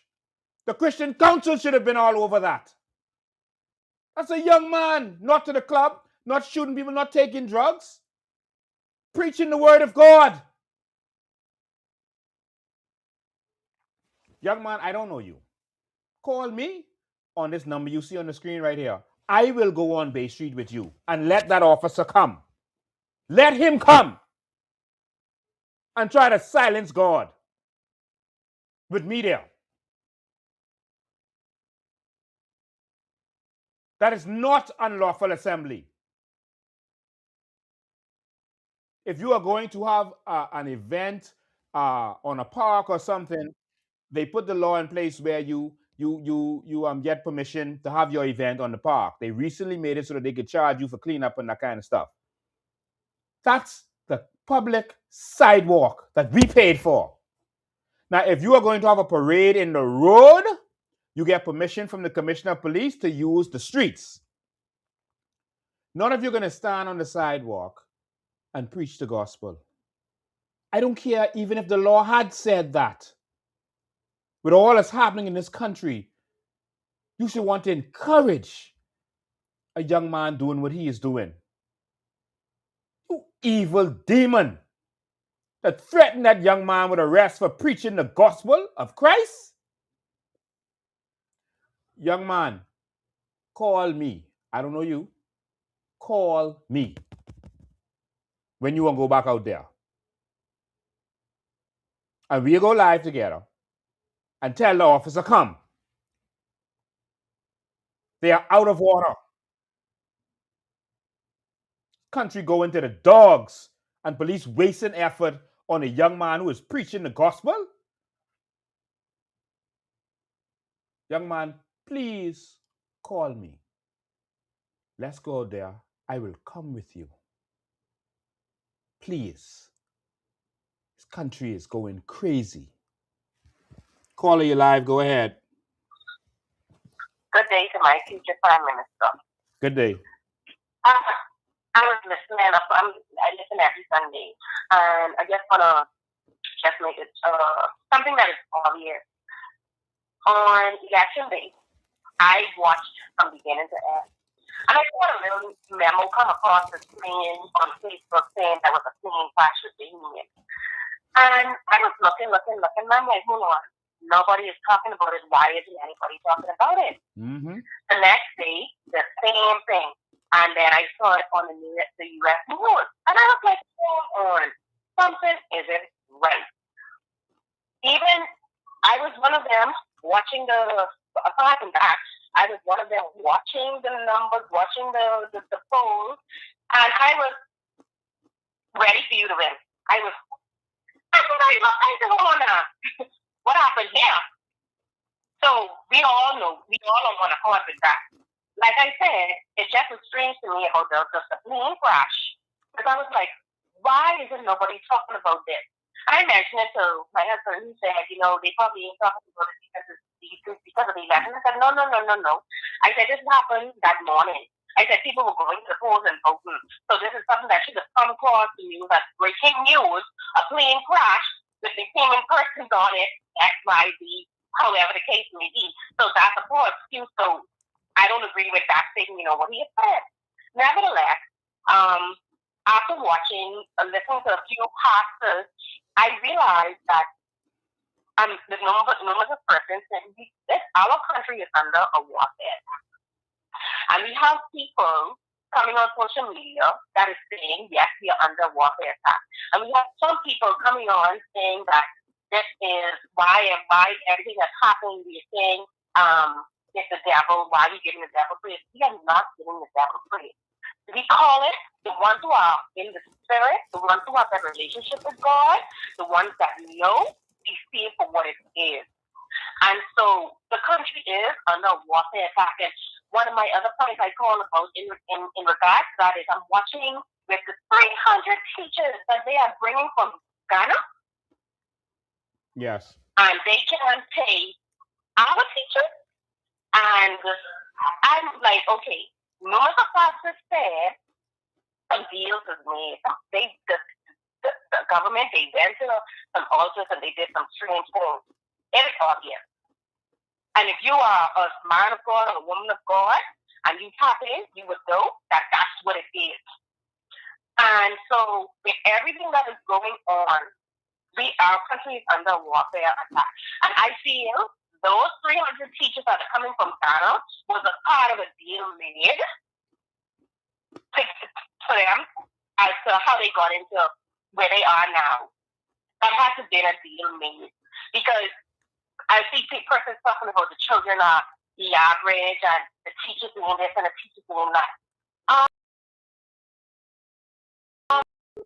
What is the structure? What is the proper structure for students? Some teachers are fed up because some teachers are there's some teachers, most teachers do everything out of their pocket because the budget that is given to them is little to we can't blame teachers and I would say even children too for the average. I'm not going to tell you why. You have a lot of children out there and a lot of parents out there and families out there that cannot afford, and I'm talking about government, that booklet that come out in July in the beginning of August. That long booklet that you have to purchase books and you spend over $100 to $200 for workbooks. And then you have teachers now, okay, you cannot provide this. So guess what? It's going to cost you now it's going to cost you to be behind because now the teacher can't wait on you because it's going to slow down for other persons who have their supplies or who have whatever was required before school starts.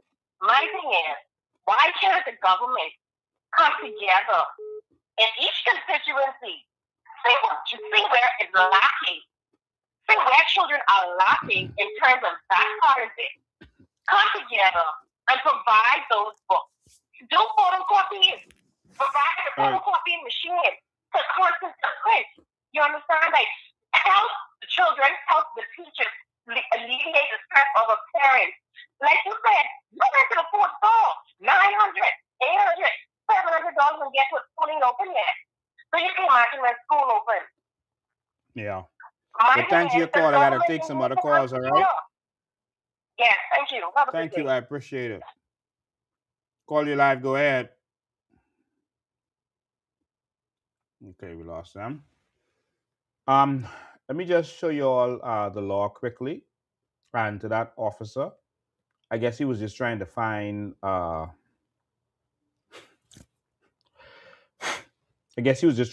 something to tell the young man to get rid of him.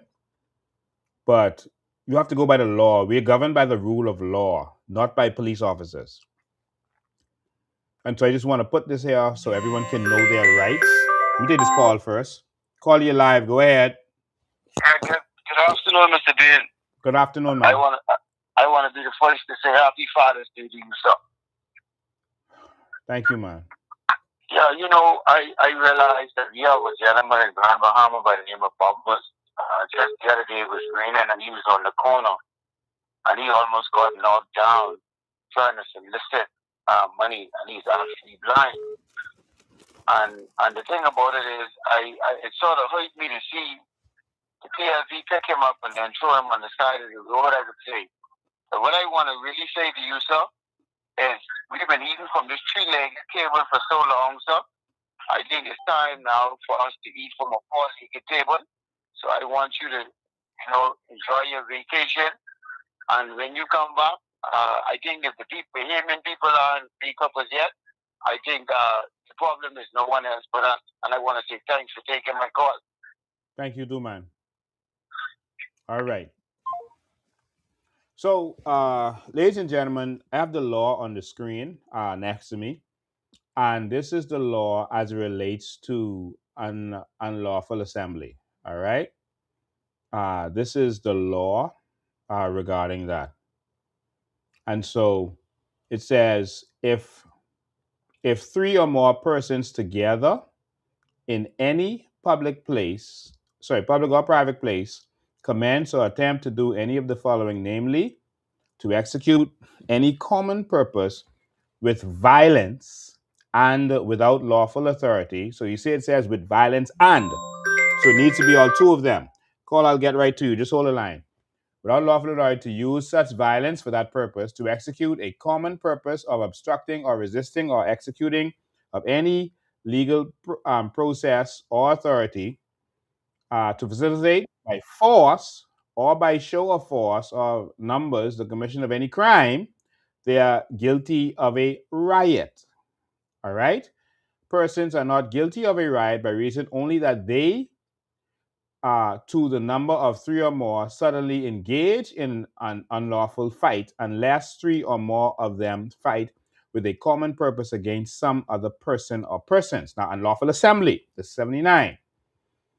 An unlawful assembly is an assembly of 3 or more persons. Do you see this? Do you think that officer knows how to read who harassed that good, decent Christian young man? Assembly of 3 or more persons. There was one young man with intent to carry out any common purpose, assemble in such a manner or so conduct themselves when assembled as to cause persons to in the neighborhood of such assembly to fare on reasonable ground, it got to be reasonable grounds, that the persons so assembled will disturb the peace tumultuously. That means break up the place. Or will by such assembly needlessly and without any reasonable occasion provoke other persons to disturb the peace tumultuously. How could what that young man have been doing? How could that, according to this law, be unlawful assembly? To stand on the sidewalk and preach. How could it? For that officer to lie to the Bahamian public that that young man was committing lawful assembly by speaking to him, knowing that he was recorded. He's speaking to the Bahamian public. Persons unlawfully assembled together may become an unlawful assembly if they conduct themselves with a common purpose in such a manner as would have made the assembly unlawful if they had assembled for such a purpose. Any assembly of 3 or more persons for the purpose of protecting the house of any one of their number against persons threatening to break or enter into their house in order to commit any crime is not unlawful. So if someone breaking your house and your neighbors come together to break up that person, to beat them up, to defend your house, that's not unlawful. All right? If you are unlawfully assembled, you don't get a ticket. You don't get arrested. This is what happens. They must make a proclamation for you if you become tumultuous. It says any magistrate, or in the absence of any magistrate, any justice of the peace, or any commissioned officer in Her Majesty's military or navy. In other words, they read you the riot act. All right? And also the law says, I'm going to go straight down to 41 because there's more to that. But they can't just arrest you. They got to, because you have a right to assemble. They can't just take that. There's things they have to do. They have to read you the riot act. That's what it's called. I'm going to go down to 421. I'm going to go straight down there. So you could see how the officer was breaking the law by harassing that young man. It says in 421, disturbance of lawful assembly. So if you are lawfully assembled, it says whoever unlawfully and with violence obstructs the assembly of any persons for any lawful purpose or disturbs any such assembly or with violence disperses or attempts to disperse any such assembly is guilty of a misdemeanor. You are guilty of a crime. If persons are assembled for a lawful purpose.